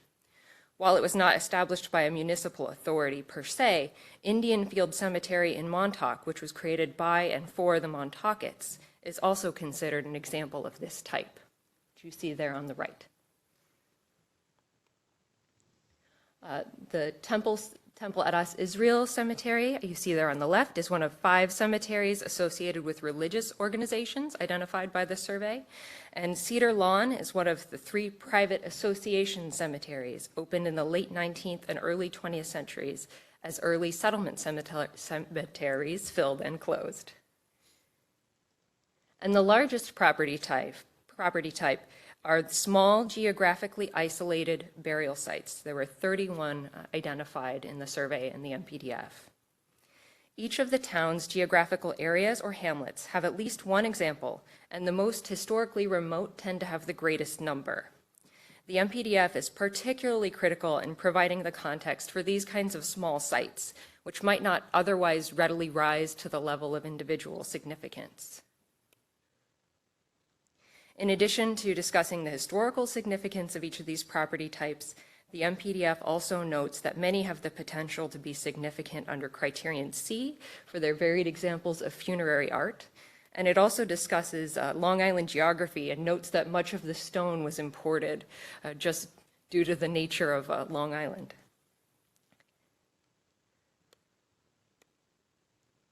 The MPDF provides a parcel location for each cemetery, as well as maps to facilitate future listings and show the general distribution of these sites across the town. The draft was and the survey were completed by Zach Studenroth and Kurt Kayhofer. And I believe you need to approve the MPDF. So if there are any questions or comments on the MPDF overall, I appreciate them. I very much appreciated that it addressed areas that were previously not included in a 2009 documentation, including the Montauk sites or the Eastville community, just as an example. So I appreciate the team working on this, making sure to be more inclusive of the types of cemeteries that would be part of the document. Would anyone like to make a motion regarding this? Carol? Yes, I so move. Excellent. Is there a second? Wint is seconding. All those in favor of approving this MPDF?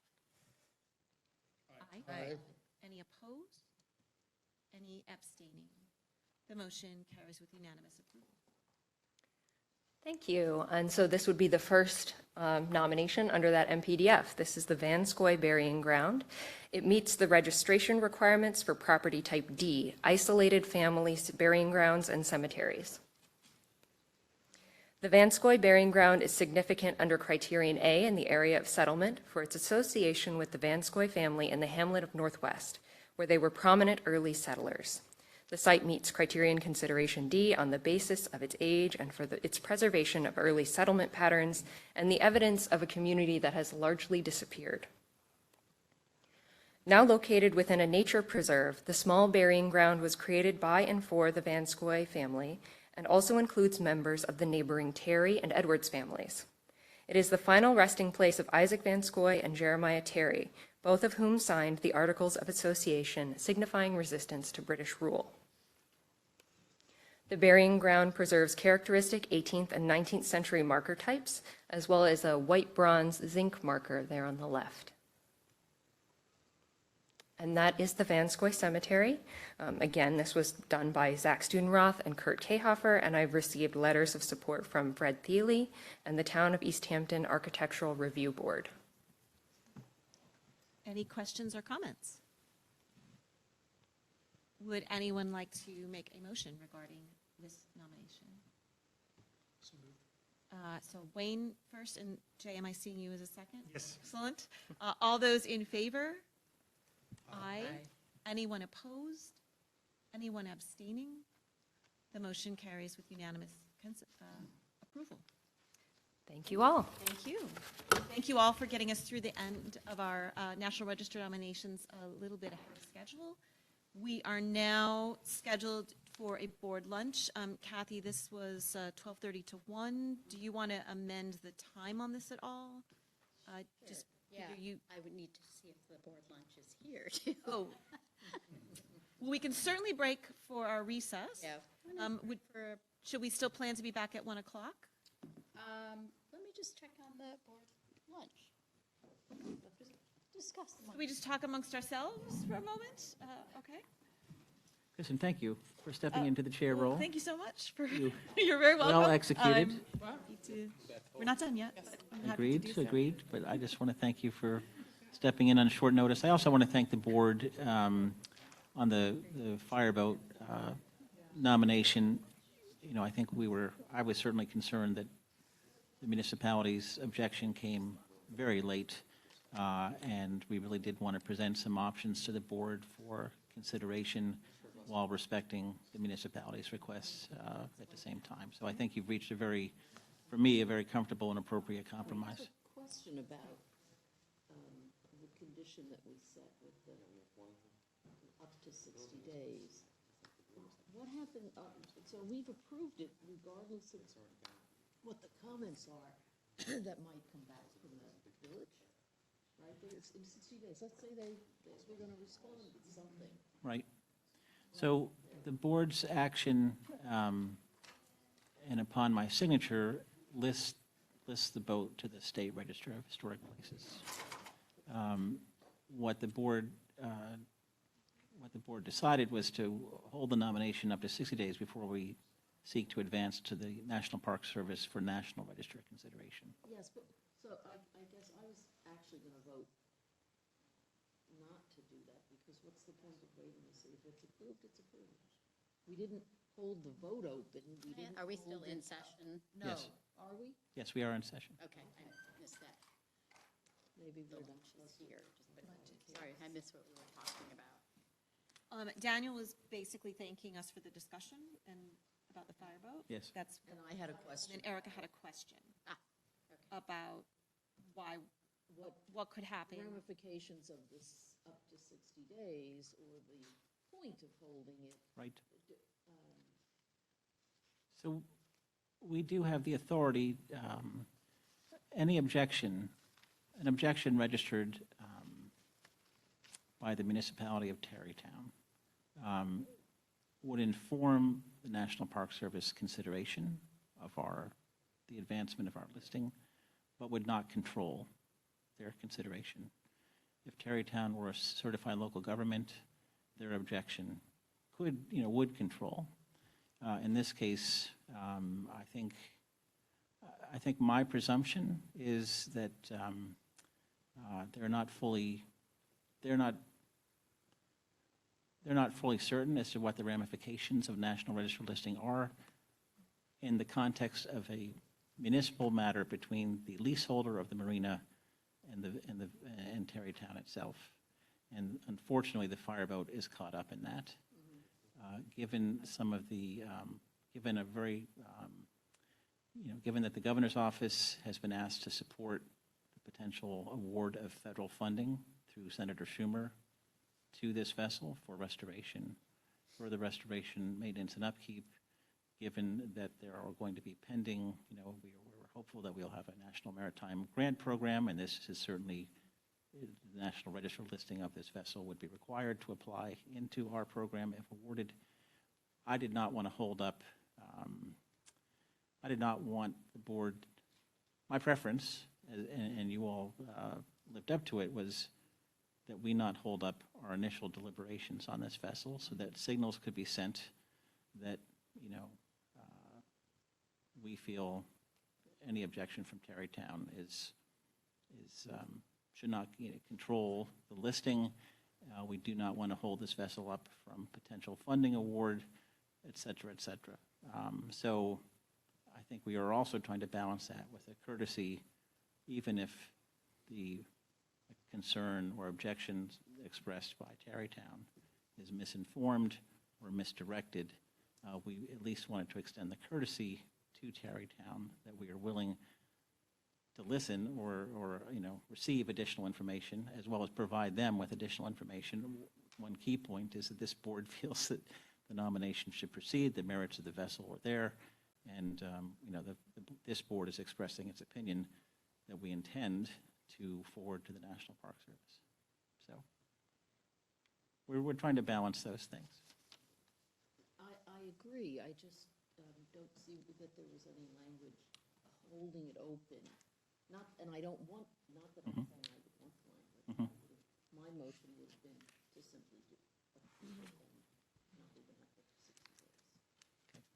So I'm wondering, where is the mechanism in there to either reopen it or, change something for them? We're just saying we're going to let you stay here. Sort of, I'm just from a legal point of view, if there's going to be an issue, if something comes up, because we have essentially closed the case by voting for it, right? Or it's not like we held it. You're asking that if they come back with anything that would have changed our decision? What No, I'm sorry, I'm just confident that we're happy with our decision, but is there even did we leave a mechanism for us to reopen it or to change something when they come back and they're totally against it because it's gonna, the sky's gonna fall? We're gonna say, and it's only 40 days, we're gonna say, okay. I think it's one government entity being polite to another. Yeah. That's all. And so I think the staff, if the municipality may withdraw any concerns and may simply express to us within that 60-day period, now that we understand the scenario, we have no concerns. This should proceed. Please forward. They may come back with, objections based on apprehensions or misimpressions, in which case I would say that the staff will evaluate that, and with the board's decision in hand, choose to, I think you're sort of granting the staff authority to proceed as necessary based on any additional information. We can indeed, we are not reliant on the village's support in this instance.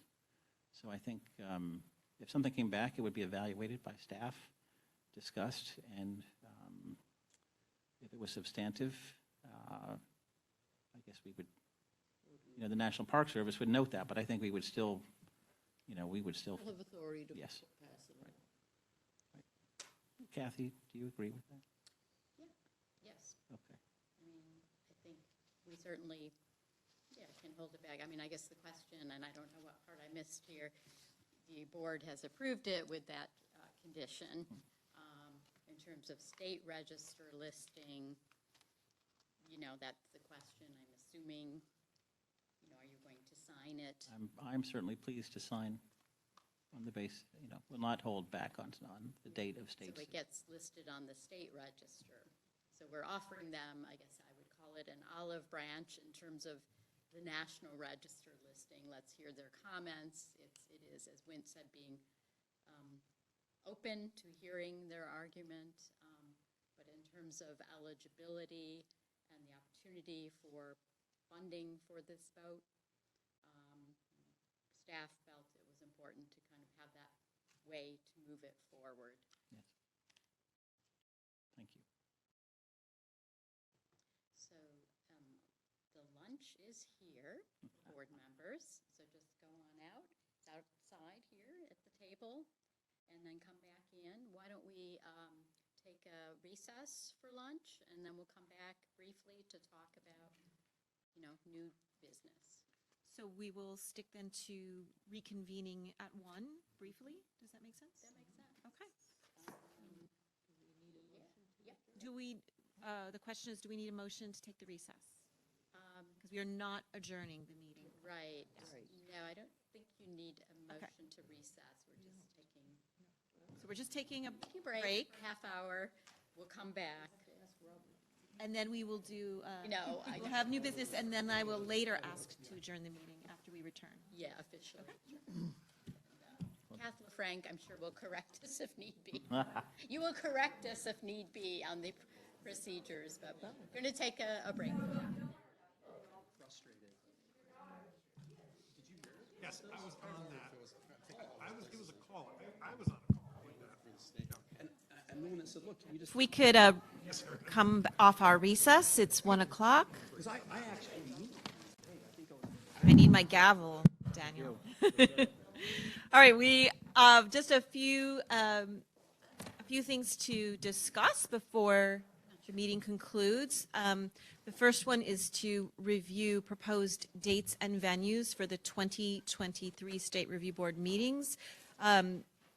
There may be a hybrid component, but as of now and moving forward, the public meeting law does require that voting board members be in person. So we want to make sure we have that quorum of 7, right, is a minimum at each meeting. So the dates that are proposed are Thursdays, as usual, Thursday, March 9th of 2023, June 8, September 7, and December 7. Is there any conflict that, we aren't, major conflict with any of those dates that might cause us to lose quorum that anyone knows of? Or? I teach on Thursdays typically, so it's not always the easiest thing for me, as Kathy knows. But I can live with Thursday, but if there was some other really convenient day, it would be a better thing for me. But it's just me. So it doesn't. Well, it is critical, yeah, in terms of the quorum. Yeah.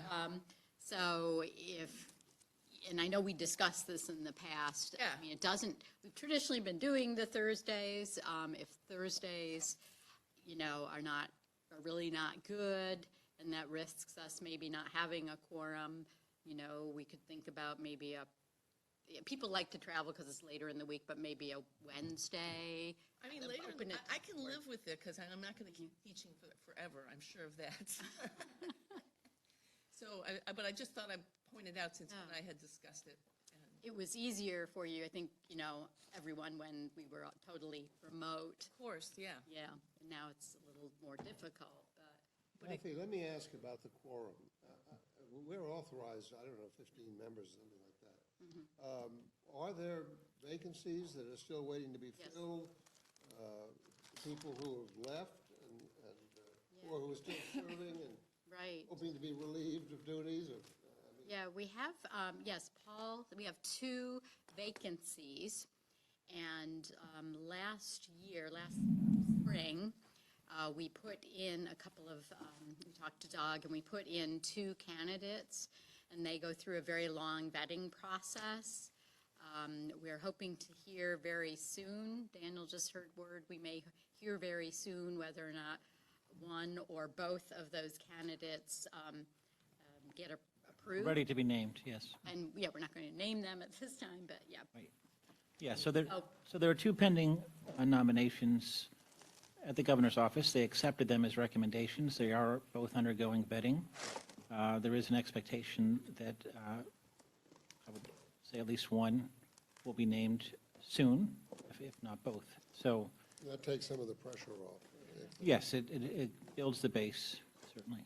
Right, and if only one gets named, the other one doesn't, then we'll put in another name. But again, it's going to take a while. But yes, hope is on the way, help is on the way to get at least one, maybe 2 more board members so we can get our numbers up to where they need to be in the new year, we hope, soon. Are we thinking about taking the show on the road? Daniel talked about the Gothic Chamber, which sounded kind of ominous, but do we have any other places that we can go? Yeah, I mean, Phillips Manor Hall, definitely. It's the Gothic Chamber. Yeah. I mean, I think they have the technology there. I mean, part of it is the being in person, but we're also, remember, part of a situation where we are recording the meeting and the technology that goes with all of that. So we want to be in a venue, and it's my understanding that venue does, we can do that. We can make that work for an in-person meeting with a hybrid sort of, so members of the public can participate remotely. So I think it would be fantastic to schedule that, probably not in March because weather could be bad, probably not in December, but, maybe like the spring or fall. Yes. So that would be, maybe June we would travel, or September we would travel. We'd maybe look at those two possibilities to go to at least Phillips Manor Hall. Yes. One of those. Yeah. There's also, we might want to put Ganondagan State Historic Site on the list for the June meeting. There's an internationally significant exhibit that will be opening there in March in coordination with, French Embassy and the French Cultural Affairs attaché. It's an exhibit that will be at Ganondagan for 6 months before moving on to 2 museums in Canada. And just to overlap with that exhibit in particular, June might be a great day to be at Ganondagan. Also a way to, feature some of the agency's initiatives in that regard. Yeah, that's out in Canandaigua in the Finger Lakes. And, Wayne, you could just roll out of bed and Easy for Wayne. be there. Music to my ears, Daniel. So, That's what I was trying to think, because it's, if you want people in person, it's Wayne and Kristen that probably have to travel. Erica, yeah. Yeah, Phillips Manor. Here. Well, Phillips Manor Hall is wonderfully 1/2 block from the Metro North and Amtrak station in Yonkers, so, but train travel is also expensive. Well, we can explore both, Yes, I think we should. Explore both. I mean, definitely Phillips Manor Hall. It's probably easier for people to get to with the train in general. Sorry. But Terrytown would wants- people be open to Ganondagan and traveling out to the Finger Lakes? Sure. Okay, so we'll explore both. It sounds like the June option's better for Ganondagan in terms of the exhibit.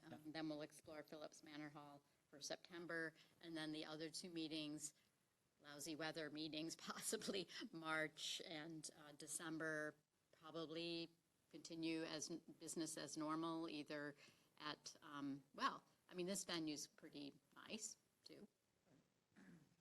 There's our awards, and we tend to have our awards in Albany, so maybe we're back here next December. Right. And then we'll be, in March, we could just do People's Island, perhaps. Yeah, we might want to switch to the visitor center, given some of the space challenges on Do the those conservation wing side, but All right, we'll report back. We'll see what's available at the venues for next year. We want to go with, settle on those dates?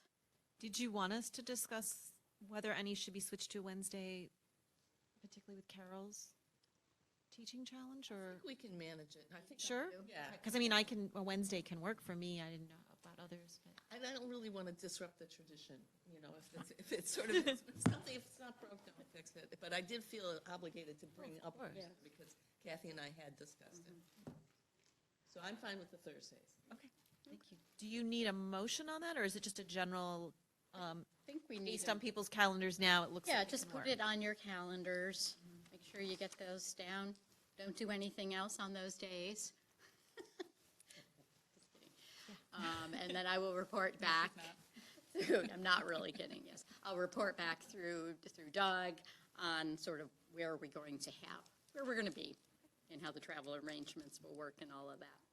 Kathy, one other site to flag, the first floor conference room at 625 Broadway probably has the audio-visual capabilities that we would need, would modestly simplify the commute for those arriving from out of town, and may offer the commissioner or other members of the executive staff an even more readily available chance to participate. So if we're facing some space challenges at Peoples in the, next 12 to 18 months, Yes. that might be a worthy option in addition to the visitor center.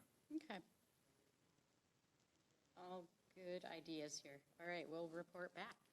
Thank you. But it sounds like we're set on those dates. I have not heard anything otherwise at this point. Right? Okay. All right. Great. Is there any new business, any questions or topics that board members wish to bring forward at this time? I am. Always is the issue, isn't it? What else should we be doing?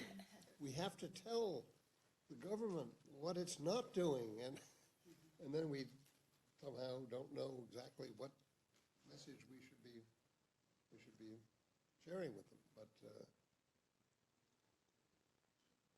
we're all ears. So Yeah, this meeting was a little bit shortened, obviously, because of the award ceremony.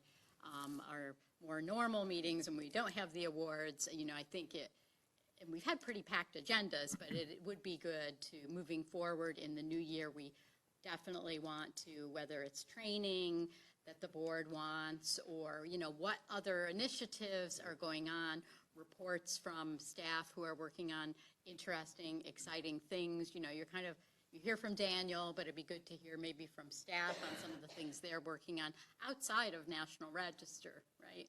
Or if there's initiatives that the board is interested in. So we will want to be adding those components to the meetings, we hope, moving forward into 2023. Yeah, I think there's strong support for adding those items to the agenda. Christina was the last to present about the historic business program in that capacity. And we had the Barnes report. Olivia made the Barnes report. Jay and Wayne, I feel like even to take 15 minutes and talk about Parrott Hall could be, very, an effective and well-timed report. That's a very unique partnership for the agency, one that didn't come easily, but now is producing results, right? I think that would be an interesting presentation to make. We will have hopefully news in February about the Maritime Grant Program. That could be an interesting presentation to make because we'll need the board's, could be useful for the board to be promoting that program within your own constituencies, should that money be awarded to New York. The other thing that I always wanted to do is, we have our preservation colleagues, our partners, whether it's the League, the Landmark Society, Historic Ithaca, Arch. Wouldn't it be good to bring in, maybe each meeting we have, like Aaron Tobin can come and report out what's happening in the North Country. So I think to bring in our partners as well, because we don't know, what's happening with historic, HDC in New York City, Historic District Council, or the New York Landmarks Conservancy. These are our partners out there, and I think it'd be good to bring them in to hear what's happening in their part of the world as well. very good idea. Certainly with hybrid meetings, it's easy to plan that too. There's one other thing that always interests me, and I feel somewhat removed now from political and legislative matters. But if there are people who have the capacity to become leaders in historic preservation in the Senate or in the Assembly or in Congress, in our delegation, Congress in New York State, it'd be good to know who they are, and we could find ways to encourage them and interact with them.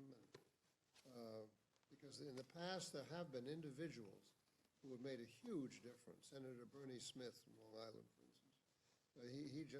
He was just carrying the water for historic preservation in the 1970s when he was in office.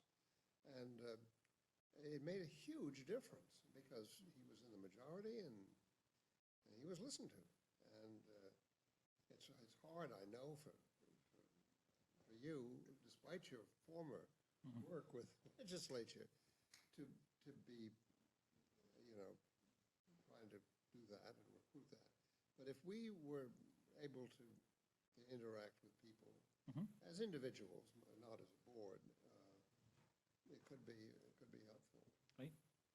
Well, I think there's any number of, I can quickly put a list together of state legislators and even several Congress people who would be interested in the opportunity to talk about their role, whether in Washington or in Albany. So. All right, well, thank you all. 2 quick notes. Immediately following this meeting, there is a behind-the-scene tours of the New York State Museum, and the board is encouraged to meet in the museum lobby to participate in that. This is for the board. This is for the board. Thank you for clarifying, Kathy.